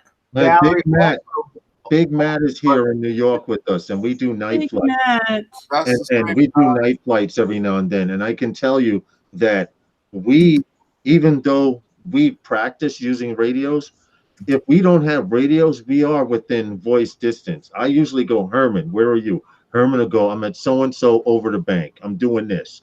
Yeah. Someone will go, "I'm over here." We never fly in the same area, and it's crucial to learn to fly at different altitudes. The airports have been doing it for years. We're going to leave, huh? Okay, I live near an international airport, and you can see the different levels of planes coming in from over the ocean, taxiing. When they taxi, they go as far as Connecticut. Wow. And come back from New York, okay? And they land planes every 2 minutes. So if they can do it, we can do it also. Lawrence, thing is go anywhere, huh? Well, now that Herman's got landing lights, you guys can land anything now. I'm over the bank's not gonna go anywhere anymore, huh? That's not gonna. Val, you know why you have 4 dislikes? Why? I'm gonna tell you right now. I don't know how you was able to type that. But you know how you have 4 dislikes? The haters are gonna hate. Yeah. Yeah. And let me tell you how I do stuff here. If you go up into your left-hand corner, go up where you see the little thing that says the little chat box. Okay. And then you press on it, the whole chat box will come up. Then whatever we put in there, nobody else sees. We see it. So that's why we don't say it out loud. Oh, so you mean I could say this guy's in beep? Yeah. And you wouldn't see it? Yeah. But we usually don't read out loud what's put there. Okay. I was letting you guys know, but I wasn't going to bring attention. But that's okay, Lawrence. We all learn at different Please hit the like button. But Val, learn to embrace Learn to embrace those dislikes, Val. There's a saying: when you have lemons, make lemonade, right? But what happens if you don't drink lemonade? You sell it to That's somebody right. who freaking does. And you guys in the chat, make sure you check each other's channels out. Support each Yes. other. Oh, yes. Support And each other. Make sure you hit the like button too. You do the same thing on Canadian Drone Hub and Pusa Studios and every place else. Support each other, because if you don't support each other, who the hell else will? All right, and I'm telling you, these guys right here, man, they make everybody feel welcome. They make everybody feel welcome, and it's one of the only channels other than Roger that when you're on this channel, they pay attention to the chat. So you're going to get heard when you come here. So well, Val pays attention to her chat too. But oh yeah, well, yeah. Val even mutes people on the panel. Yeah, yeah. Yeah, because there's times when I'm talking to Val, and she gets that button thing going, and then for the next thing you know, you can't hear a word that I have to say anymore. Yeah.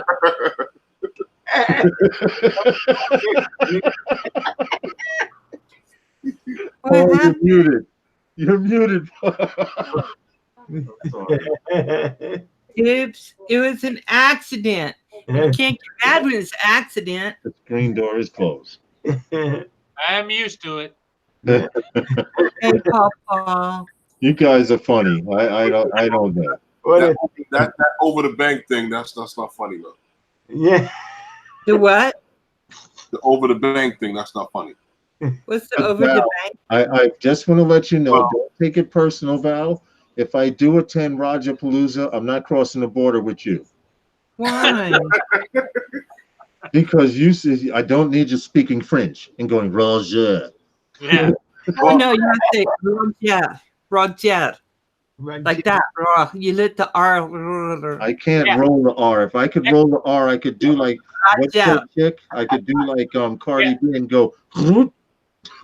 Yeah, and she would introduce you guys as, these are my friends, Hermone, and this is my friend, Laurence. Laurence. Oh, that sounds nice. I like that. Sounds good, huh? Yeah, Lawrence sounds nice in French. Val, after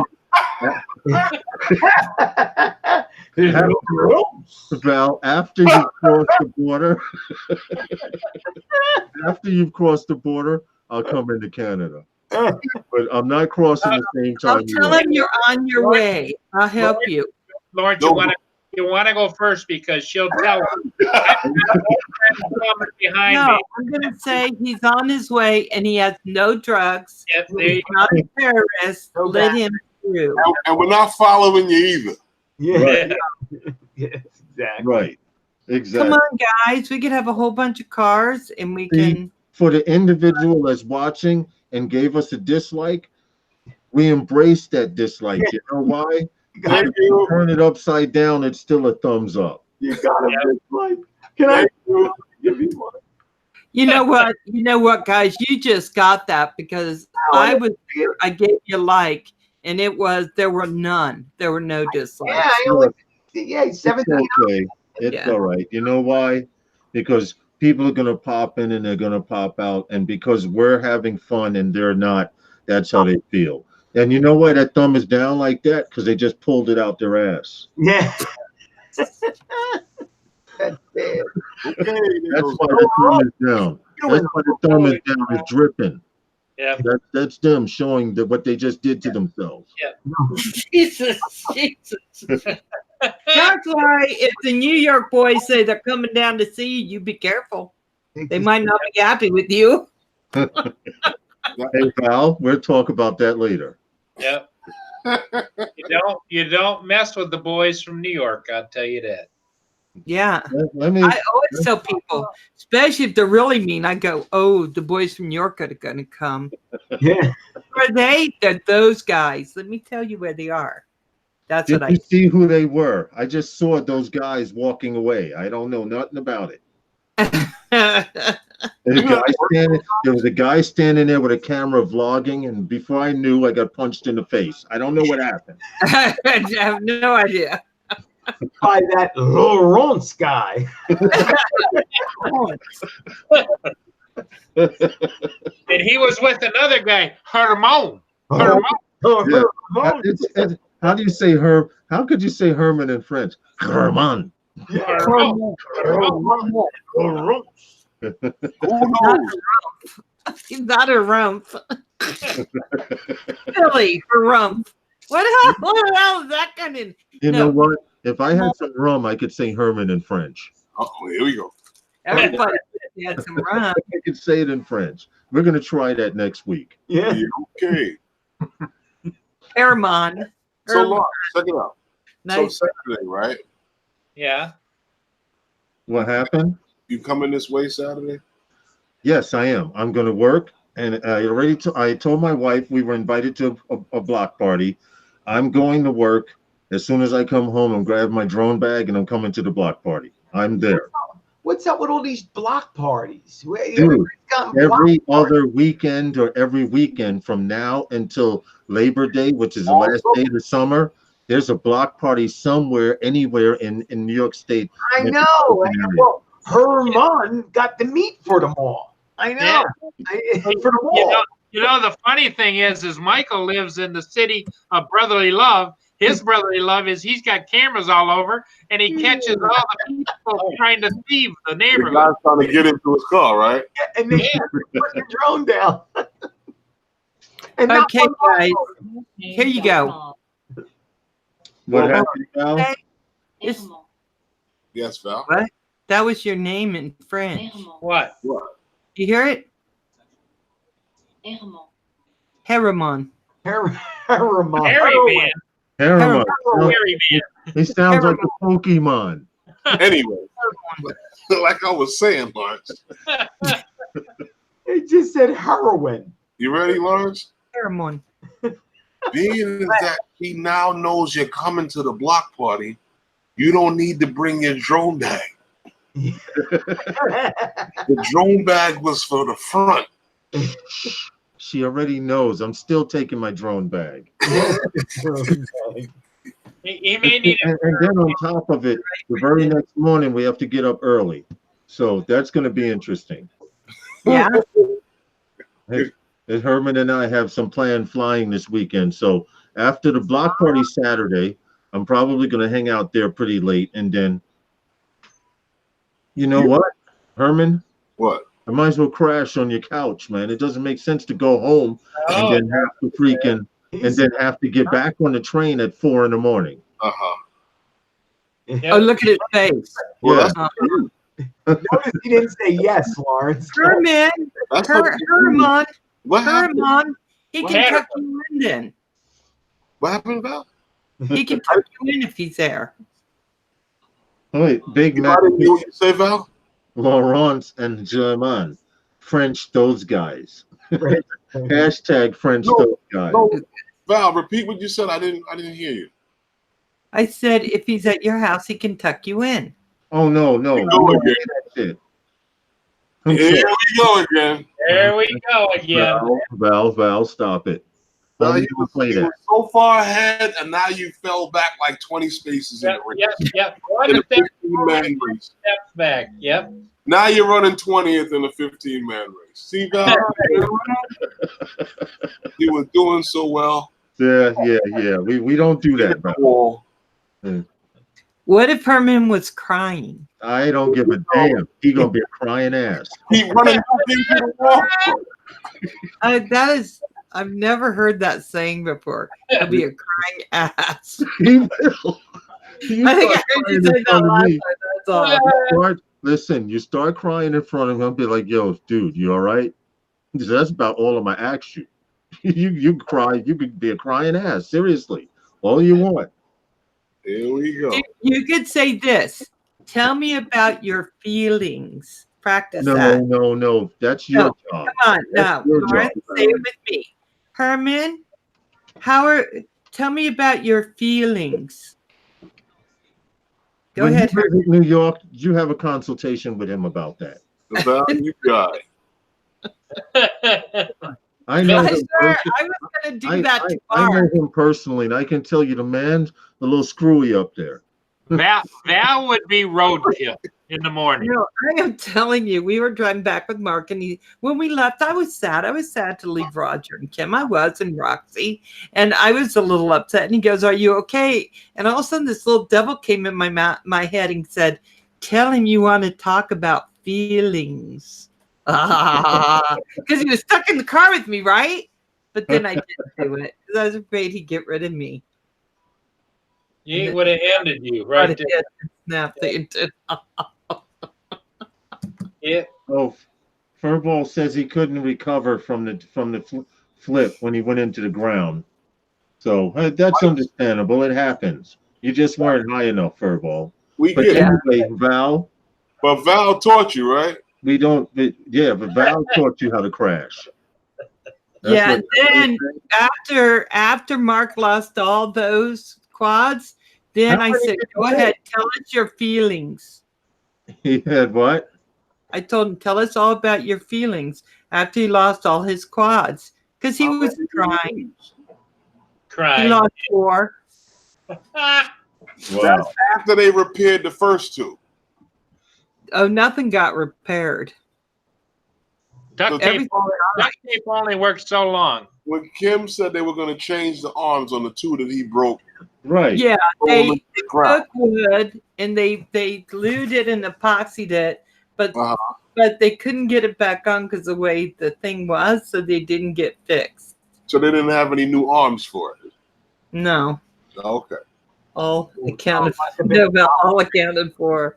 So Mark was crying, and so he was telling us all about his feelings, and we listened because we love Mark. Then we had to tuck him in bed because he's so sad. Well, And he Val, fell asleep hugging his quads. I might have something that can help you, Val.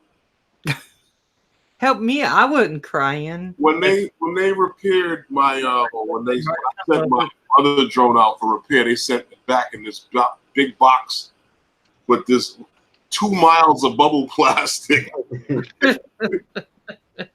So if you're interested in it, I could ship you this bubble plastic, and you could just cut and measure and stitch a suit for your Phantom.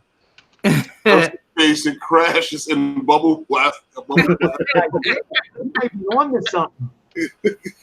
No, I would. It said, no, we got one working. Mark fell in love with it till he handed it to me. Oh yeah. It was a day of death. Imagine that. And Bubble you taught plastic. them all how to fly. You know, I'm going to tell you Say for your something. record, Val. What does it say for your record? If you taught everyone how to fly and everyone you taught how to fly crashed except for you. It's just not good, Well, right? I'm going to tell you, the lesson learned is, why would you let me teach you? That was stupid. Nacho says cover your drone in fur. Yeah, I think I saw so that guy did that. I'm going to tell you the same advice I've heard from a lot of people. I got liftoff, Lawrence, and Yeah. I thought that one was used. But you know how Mark's flying like 3 months. He is diving buildings. He's tearing it up. Yeah. But he got Velocidrone because he said you can change the weight of the drones, make can them a do that little in bit liftoff. heavier than your drone. You can do that in liftoff as well. But for some reason, he said that that's the one. So I don't know. Well, it's basically personal preference. Which car did you learn to drive in first? You know. Carmedia. There you go. So then you more than likely will favor that car when you go to buy a car. That's pretty much No. how it is. Oh no. No. One thing Mark did tell us was that Val kept shifting his stick in the car when she wasn't supposed to. Well, You in drive the Mini Cooper, he picked me up in the Mini Cooper because he thought he was being funny. Look what we're gonna drive. I left my goggles at home. I left my drones at home. I left everything at home because he said we didn't have room. Left it at home. He picks me at the Mini Cooper and he goes, "We're not really driving in this, ha ha ha." And I go, "No, we're not." Snap, and it broke. There we are on the highway in the Mini Cooper with me laughing really Had to hard. call the wrecker. Yep. What's that got to do Call the with record. you slipping his clutch? Well, Yeah. he said, "Look, I can't get in reverse." I said, "Hold on." and it didn't go in. It didn't work. Val, don't do that again. Yeah. Don't do that again, Val. Mark's voice kept going up with each yank. When Herman does become monetized, if you do that again, we may have to make this an 18+ video. Yeah. Oh, can I tell you? Huh? Huh? Here we go. Never mind. Never mind. So, Hey, Val, So- squirrel. what? Squirrel. So anyway, I now also need a FPV drone. So if you all could get together and build a good one, and then send it to me for testing, Yeah. I will send it back.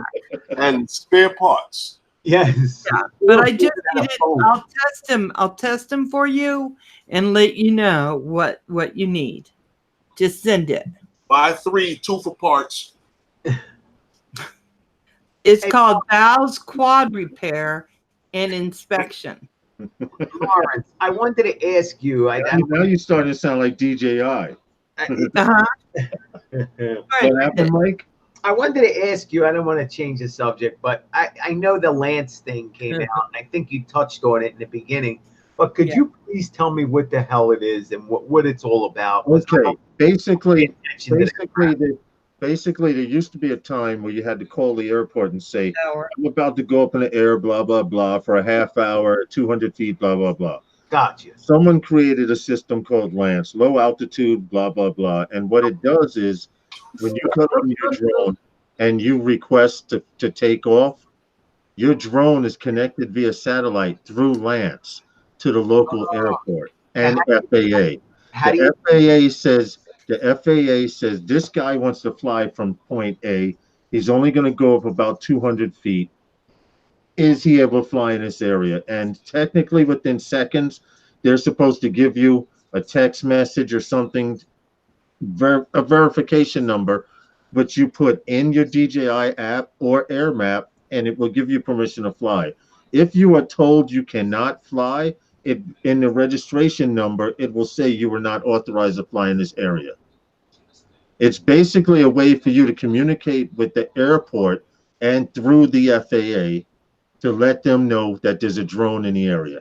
And where do you do this at? From where? You can do it through Kitty Hawk. That's one of the best places to do it from. Kitty Hawk or AirMap. Or AirMap. Gotcha. Now, I'll be honest with you. Yeah, I don't know if I want to do that. DJI is supposed to also be able to give you They do. I did it the other day. DJI.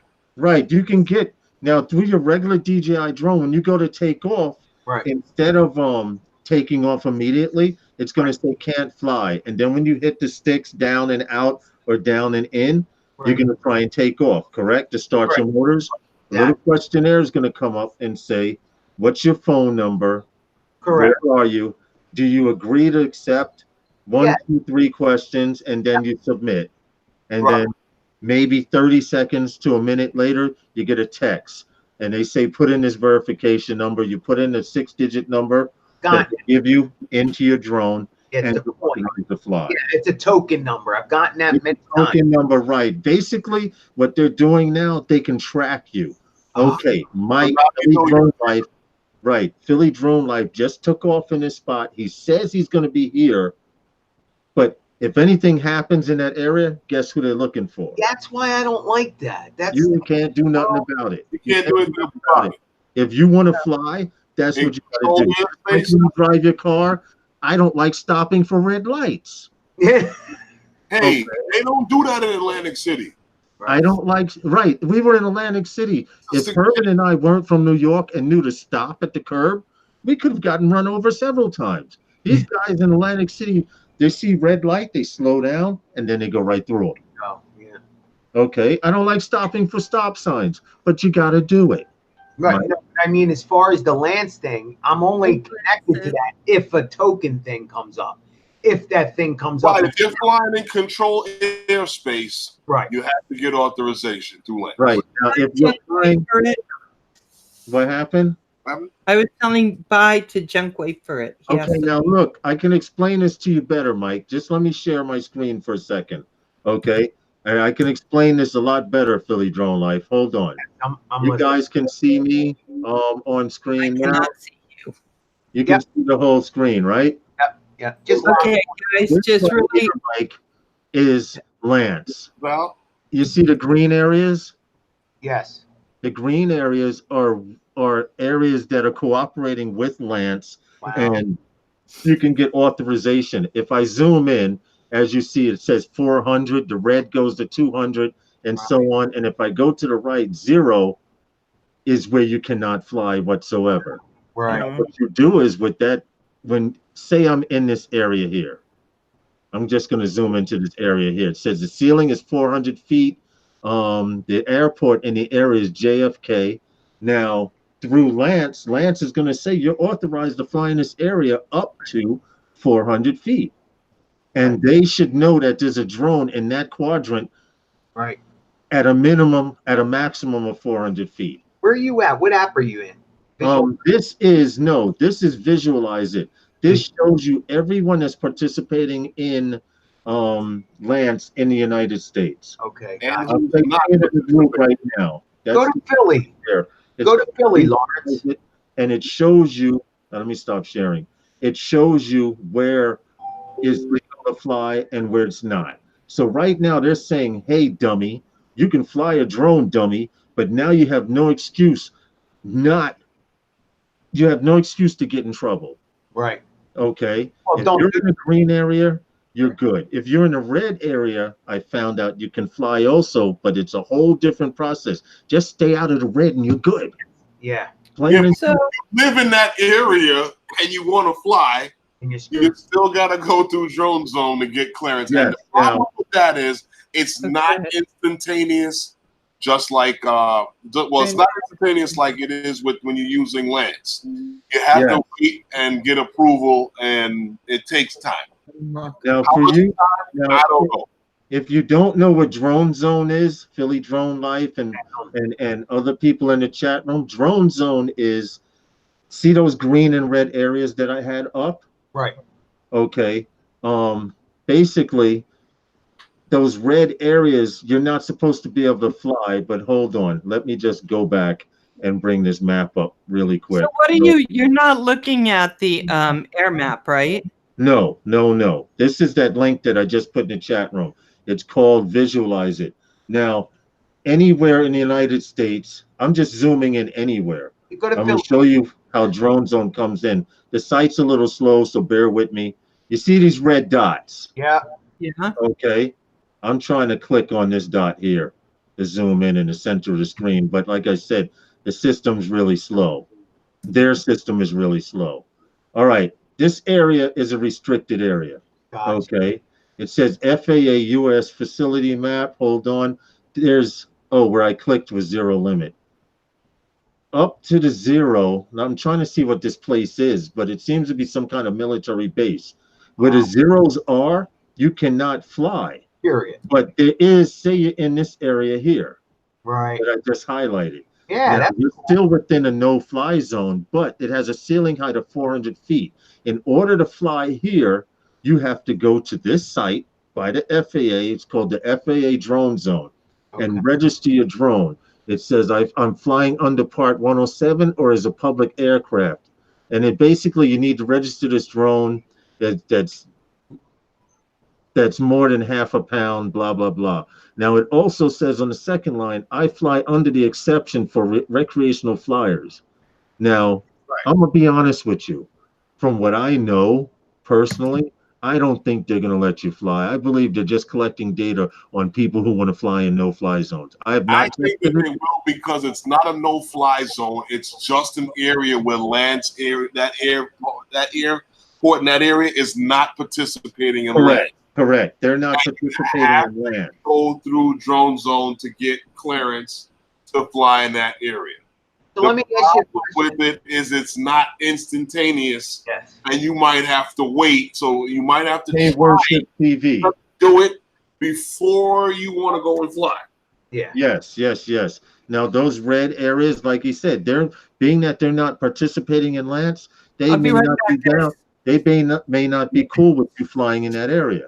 And like it said, you have to go through the FAA website, and the FAA website is going to say, okay, this is an area that's not participating in LAANC. Should we allow this guy to fly or not? Anyway, if you're just flying the damn green areas, you don't have to waste all this time. But if you don't live in those areas, then what? But see, here's the thing we got to remember.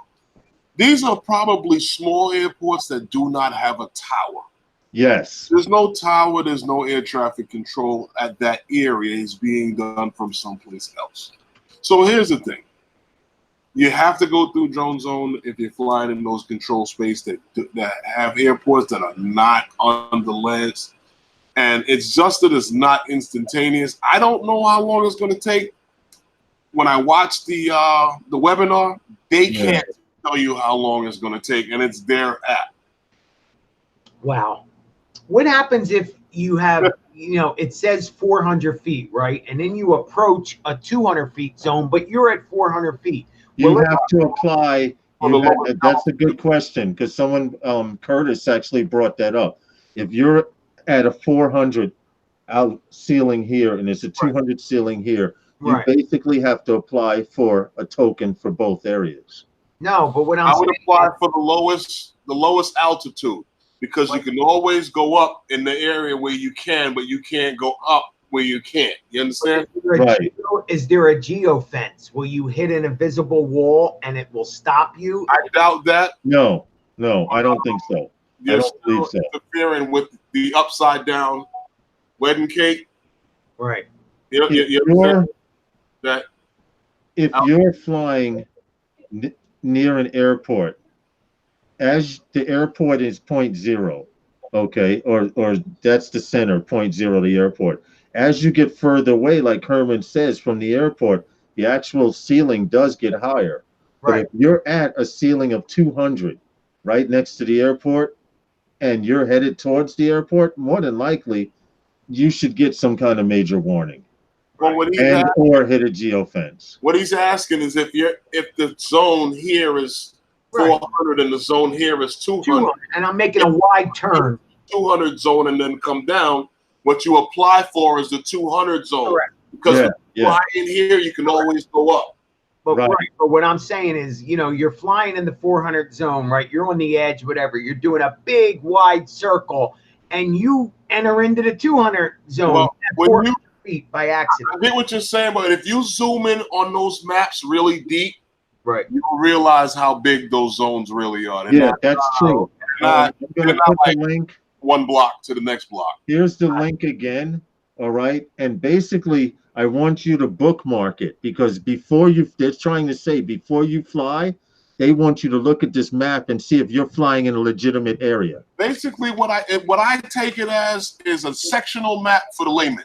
Yes. Add it to your pre-flight checkup. Okay.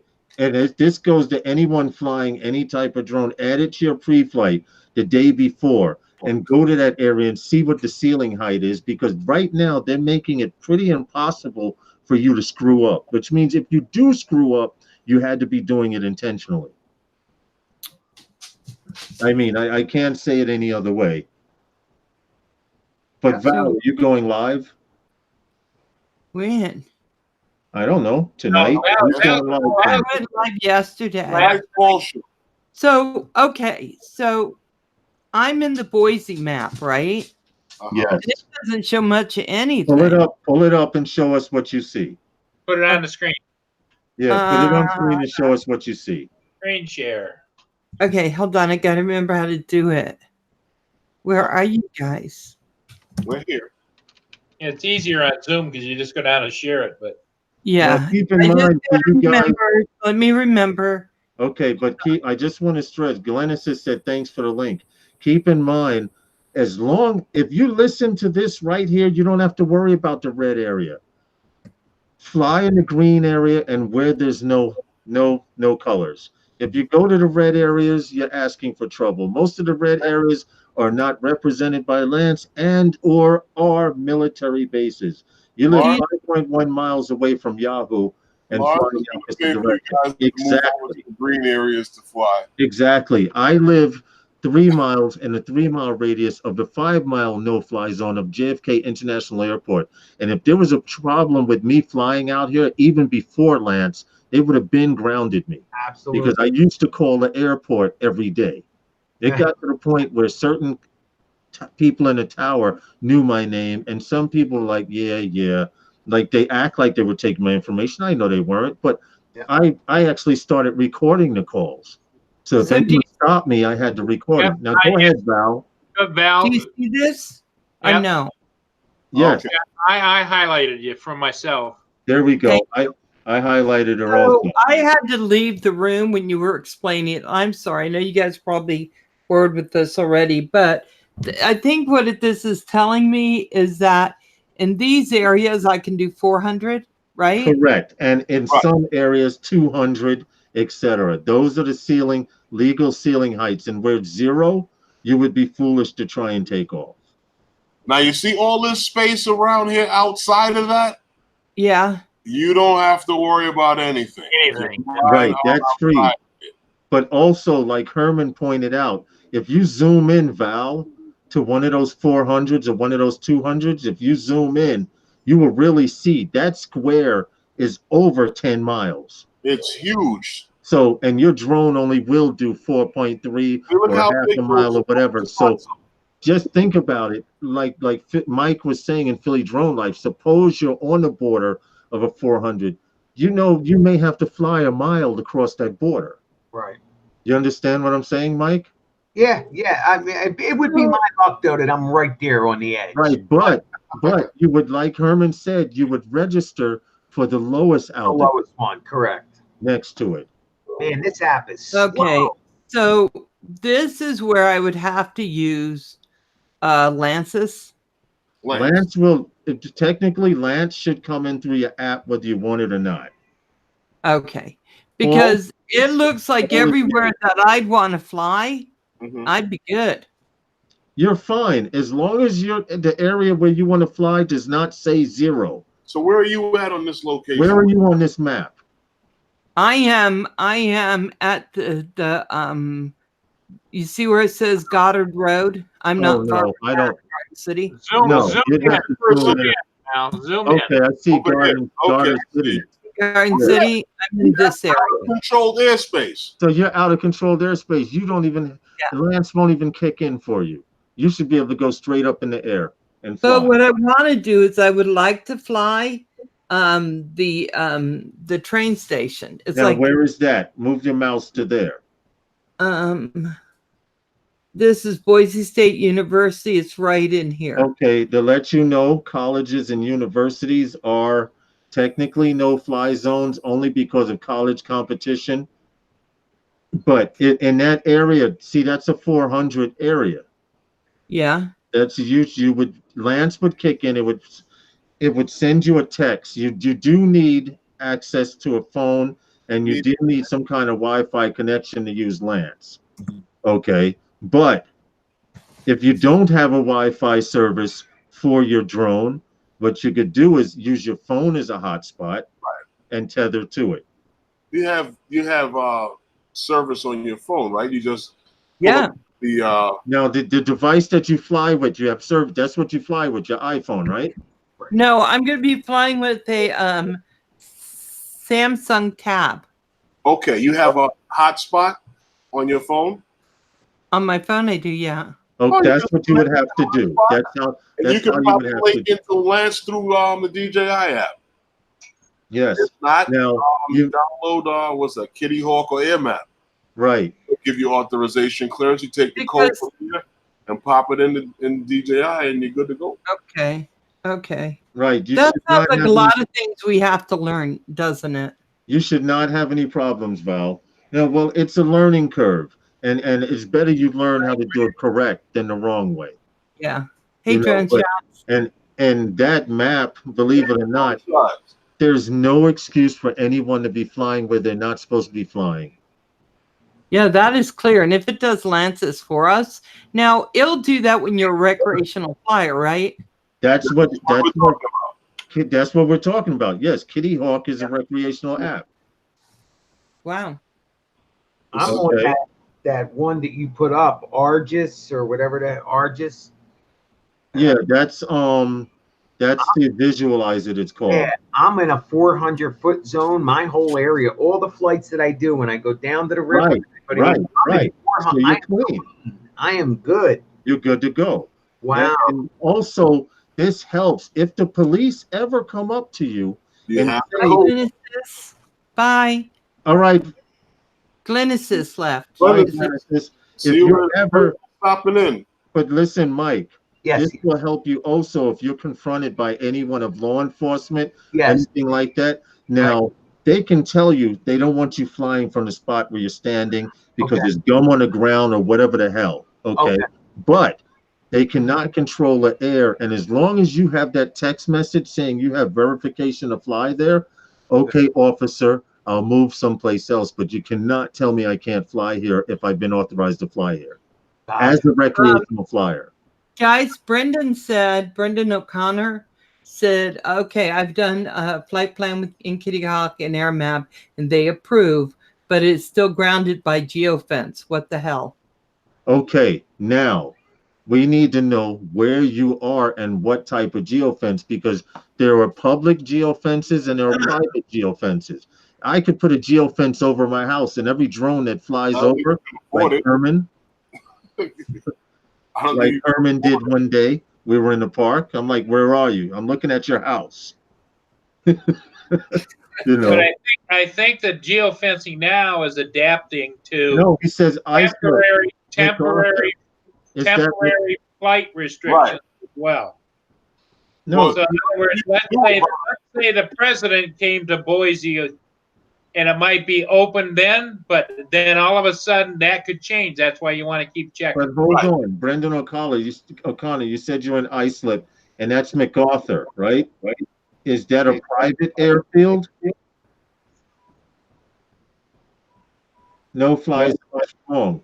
Now, see, you used to be able to question whether that. I understand what you're saying because I have a helicopter no-fly zone in my area, and the hospital has been leveled, but they still have it as a registered helipad.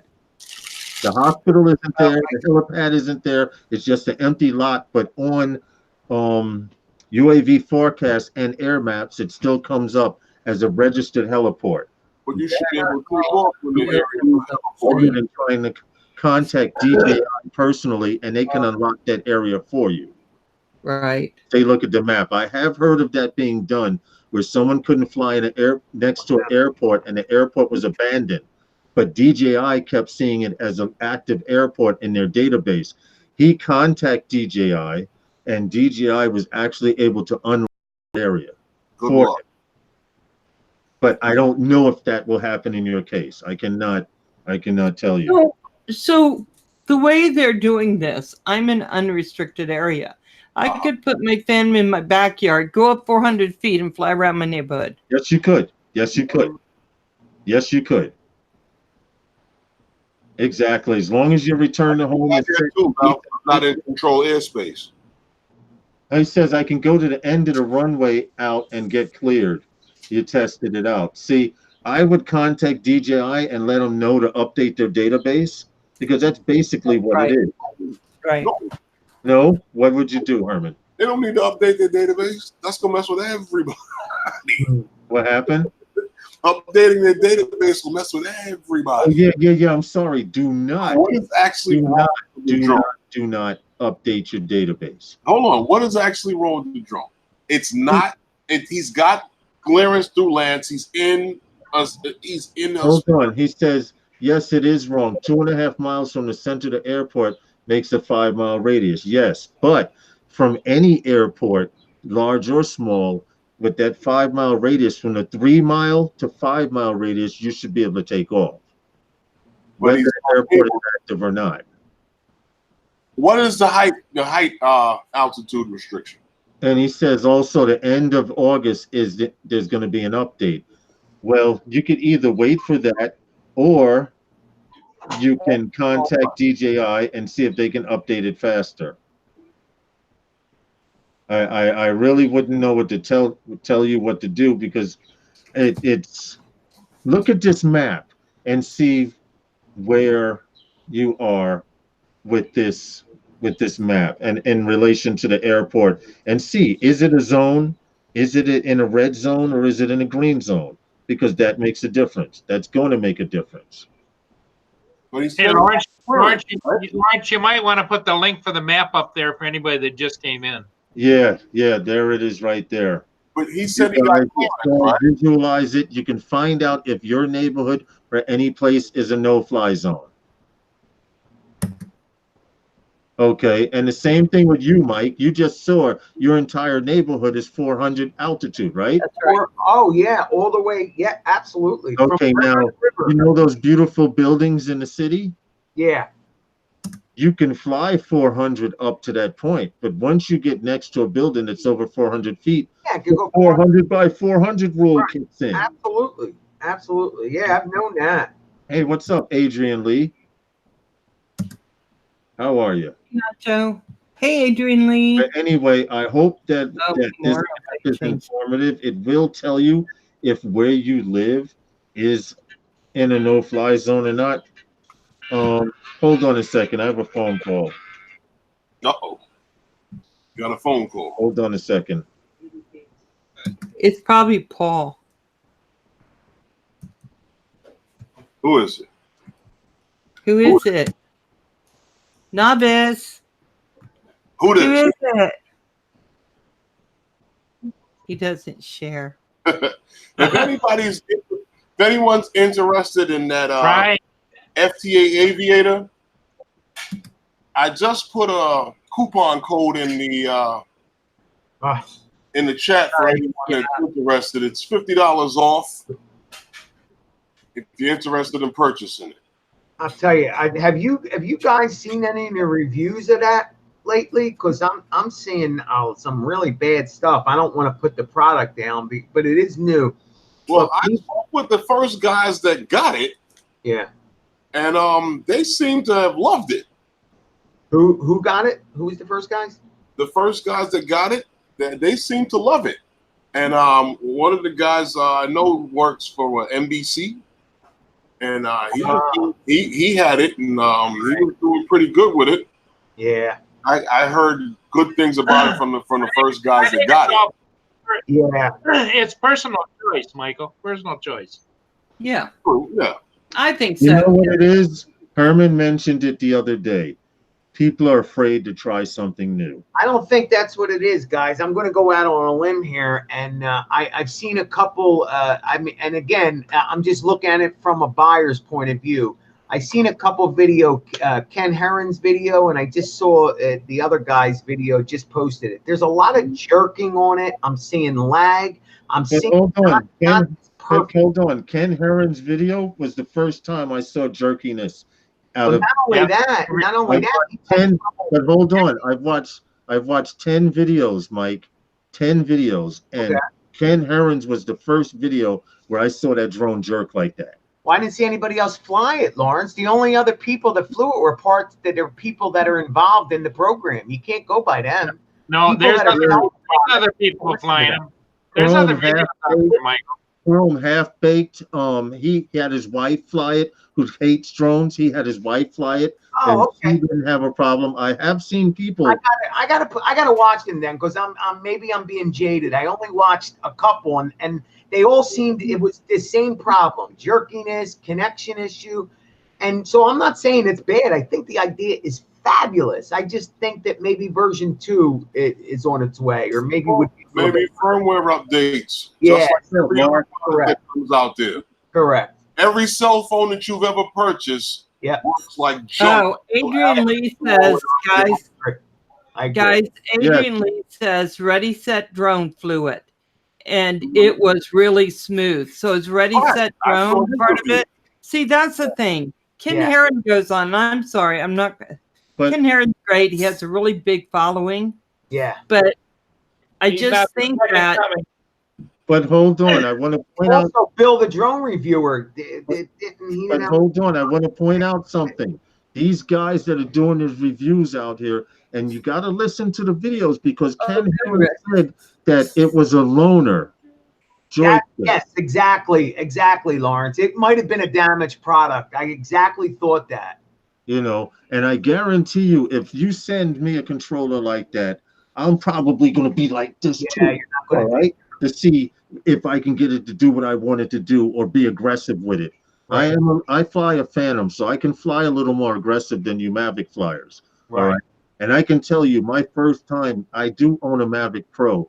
It took me over a week to learn the delicate controls of a Mavic, whereas with a Phantom, I could do what I want aggressively and still make it look smooth. Yeah, you got more play on the side. So, Heron flew that. Now you got to think about it.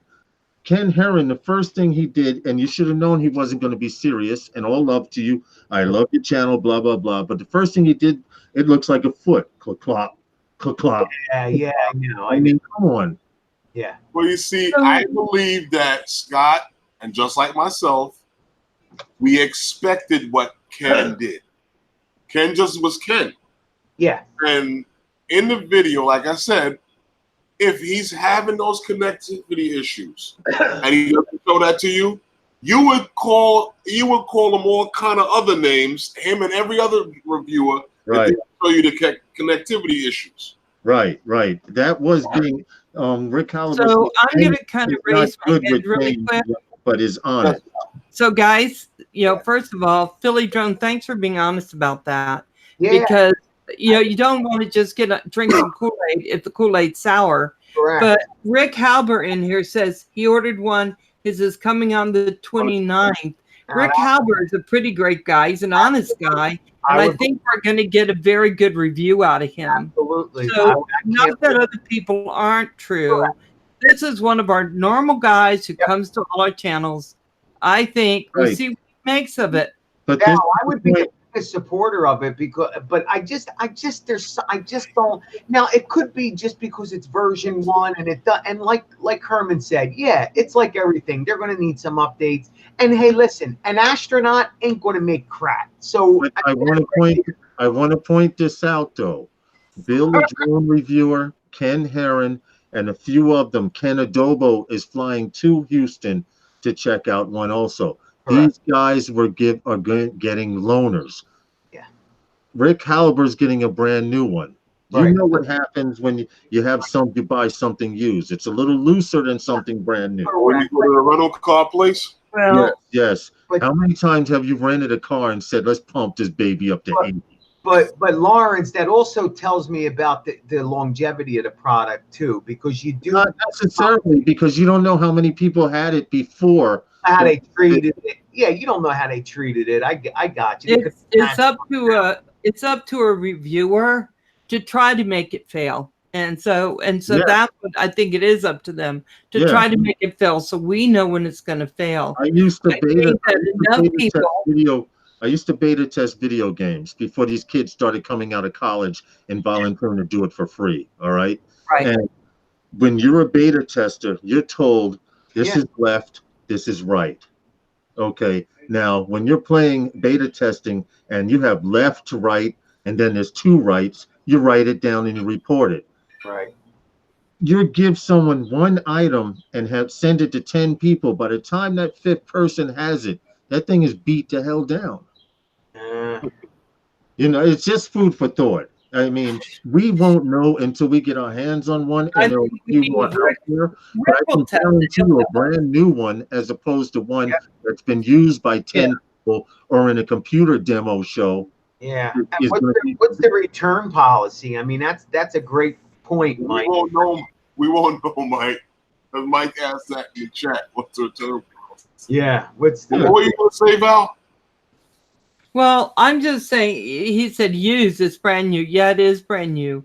But I think the other thing to look at is, I don't care if you hand someone a piece of gold, they're going to go, this gold doesn't look gold enough.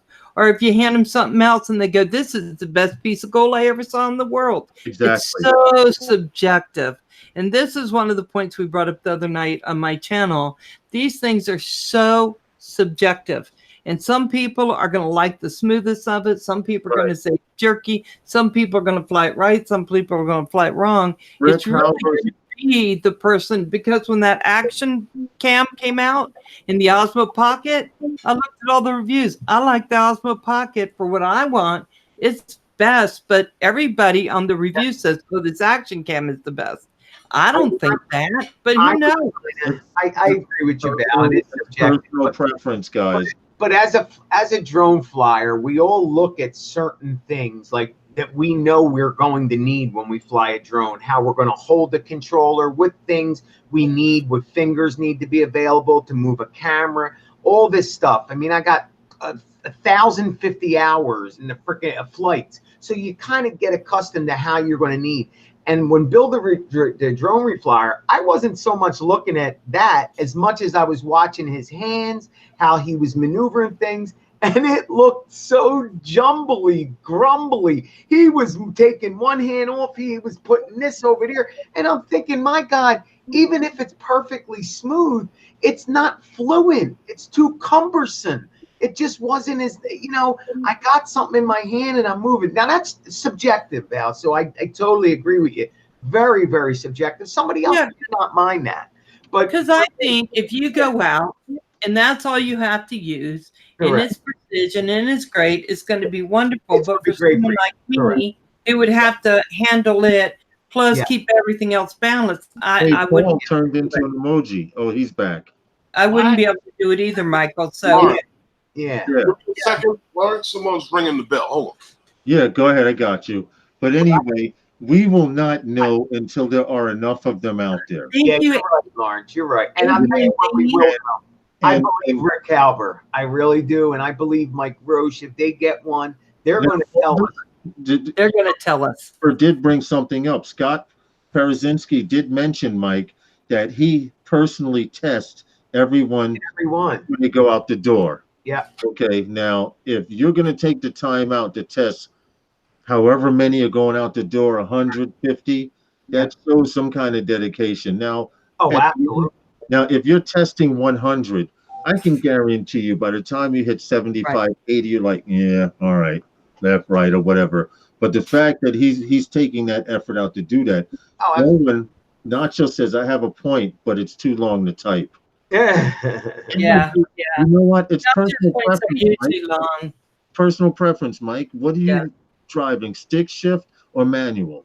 Just remember though, guys, you're buying a product, not an astronaut. It's awesome. Exactly. The guy is amazing, and I will never think anything or say anything. He is unbelievable. But we're not buying him. We're buying a new controller for our drone.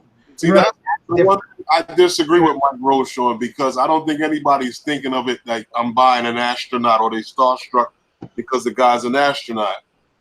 When I first saw the product, I thought back to when I first started flying, and I do not understand why it's a two-stick movement. I agree.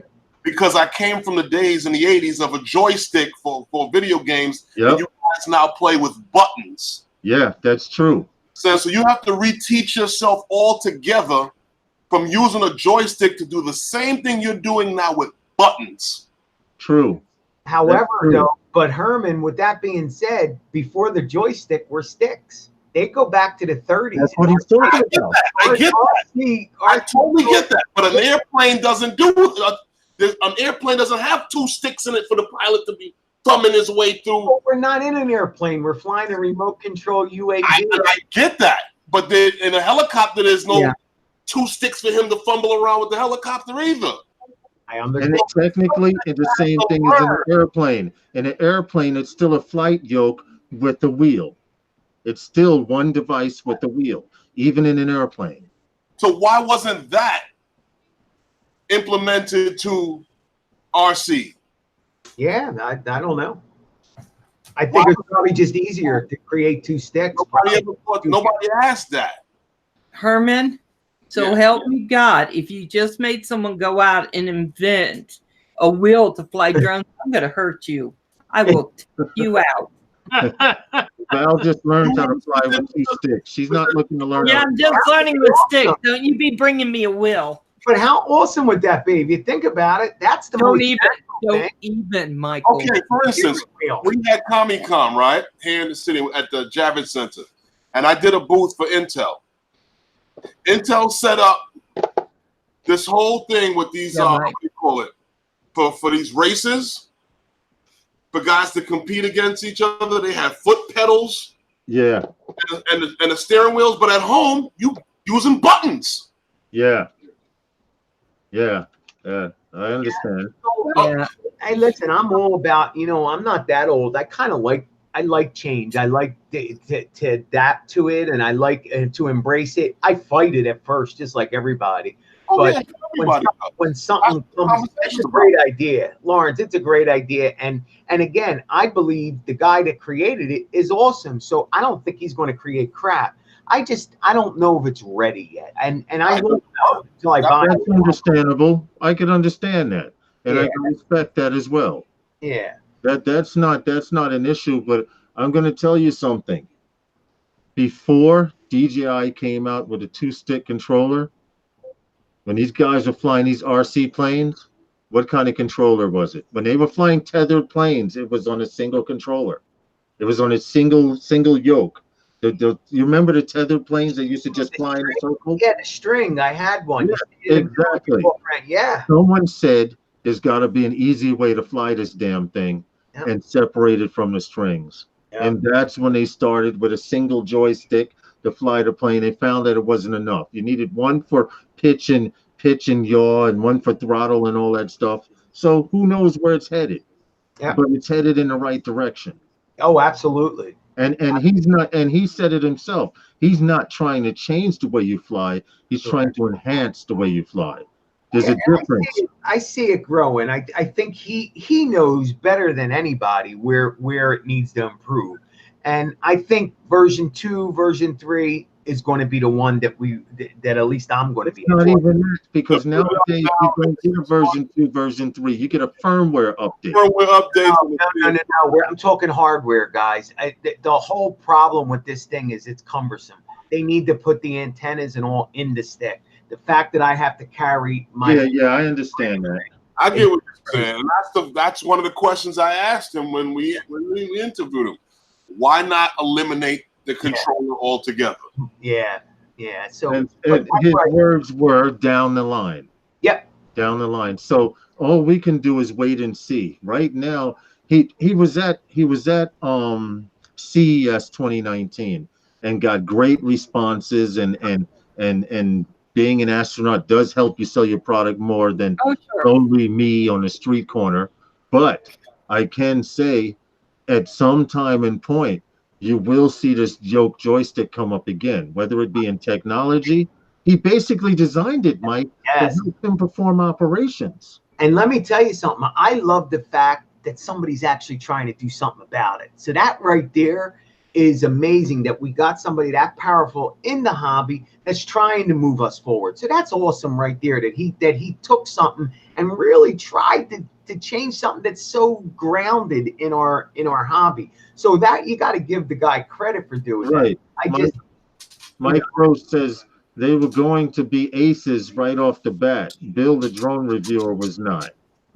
So let me say this. I think that's one of the things I love about. I gotta get out of here really quickly, but go ahead. Okay. That's one of the things I like about this community, because everyone has an opinion, and I'm not always happy about that part. But we are free to voice. Yeah, we don't all have to like it. We don't all have to. Val is experiencing technical difficulties. You know, at the end of the day, be nice. We know at the end of the day that we're gonna figure it out. But change is hard, and I'm gonna stick with the controller I have, not because I don't like it, not because I think Ken Heron did a great review, because I don't think he did. But I think it's okay for us not to all jump and drink the Kool-Aid and let it slowly maturate through. A large group drank Kool-Aid. You know what happened, right? What happened? Yeah, they all died. Yeah. Okay. Sometimes the Kool-Aid's good, but maybe we'll have to see. The last time someone I'm with Mike Roche on this one. I think he might be right in this. Listen, guys, we got to do a drop. It's 7:28, and I have to leave the Hey, house. guys, we're approaching Where you going? 7:30, and we're gonna get a drop here Yep. from our sponsors. You guys ready? Yes. Yes. Okay, here we go. Wednesday night with those guys is sponsored by. No. Those guys. There you go. Okay, Was that enthusiastic enough, Al? hey That guys. was much better. Hey, Joey Santiago. Yeah, that's better. I just wanted to play with it. Rick Halber. Good night, Jay. Just let us know, darling. For checking us out. Please, please, please keep coming by and supporting. Herman is almost about to be monetized. Woo! He needs less than 1,500 more hours. Oh, come on, guys. Everyone Videos. So, and hanging out with us. so Herman, Thank my panel here for coming and stopping by and discussing these we have topics. you. Thank you all for coming in. But especially you guys in the chat. The show would be nothing without you. And I thank you guys who've hit the like button and also subscribe. Hit the bell so you can be notified on anything new that comes up on the channel. And I thank you all. And Sunday nights and Wednesday nights. And don't forget to check out those guys on Sunday night on Novice Quads, 5 p.m. Eastern Standard Time. And on And Wednesday Val's night, live at 7 p.m. and Don't on worry about Herman's So channel. we're right here. And on Tuesday night, Val, on Val's Life, 7 p.m. Eastern Standard Time. And then you know we and Philly, hold on, Philly drove life every morning. Billy Joe Live every morning. And then we have Paul Murray, who happens to be the editor of live stream. You will find him on. You just named the live stream. He's there. On everything. So I'd like to say thank you, and I'll see you next time on Phantom Flight 101 with those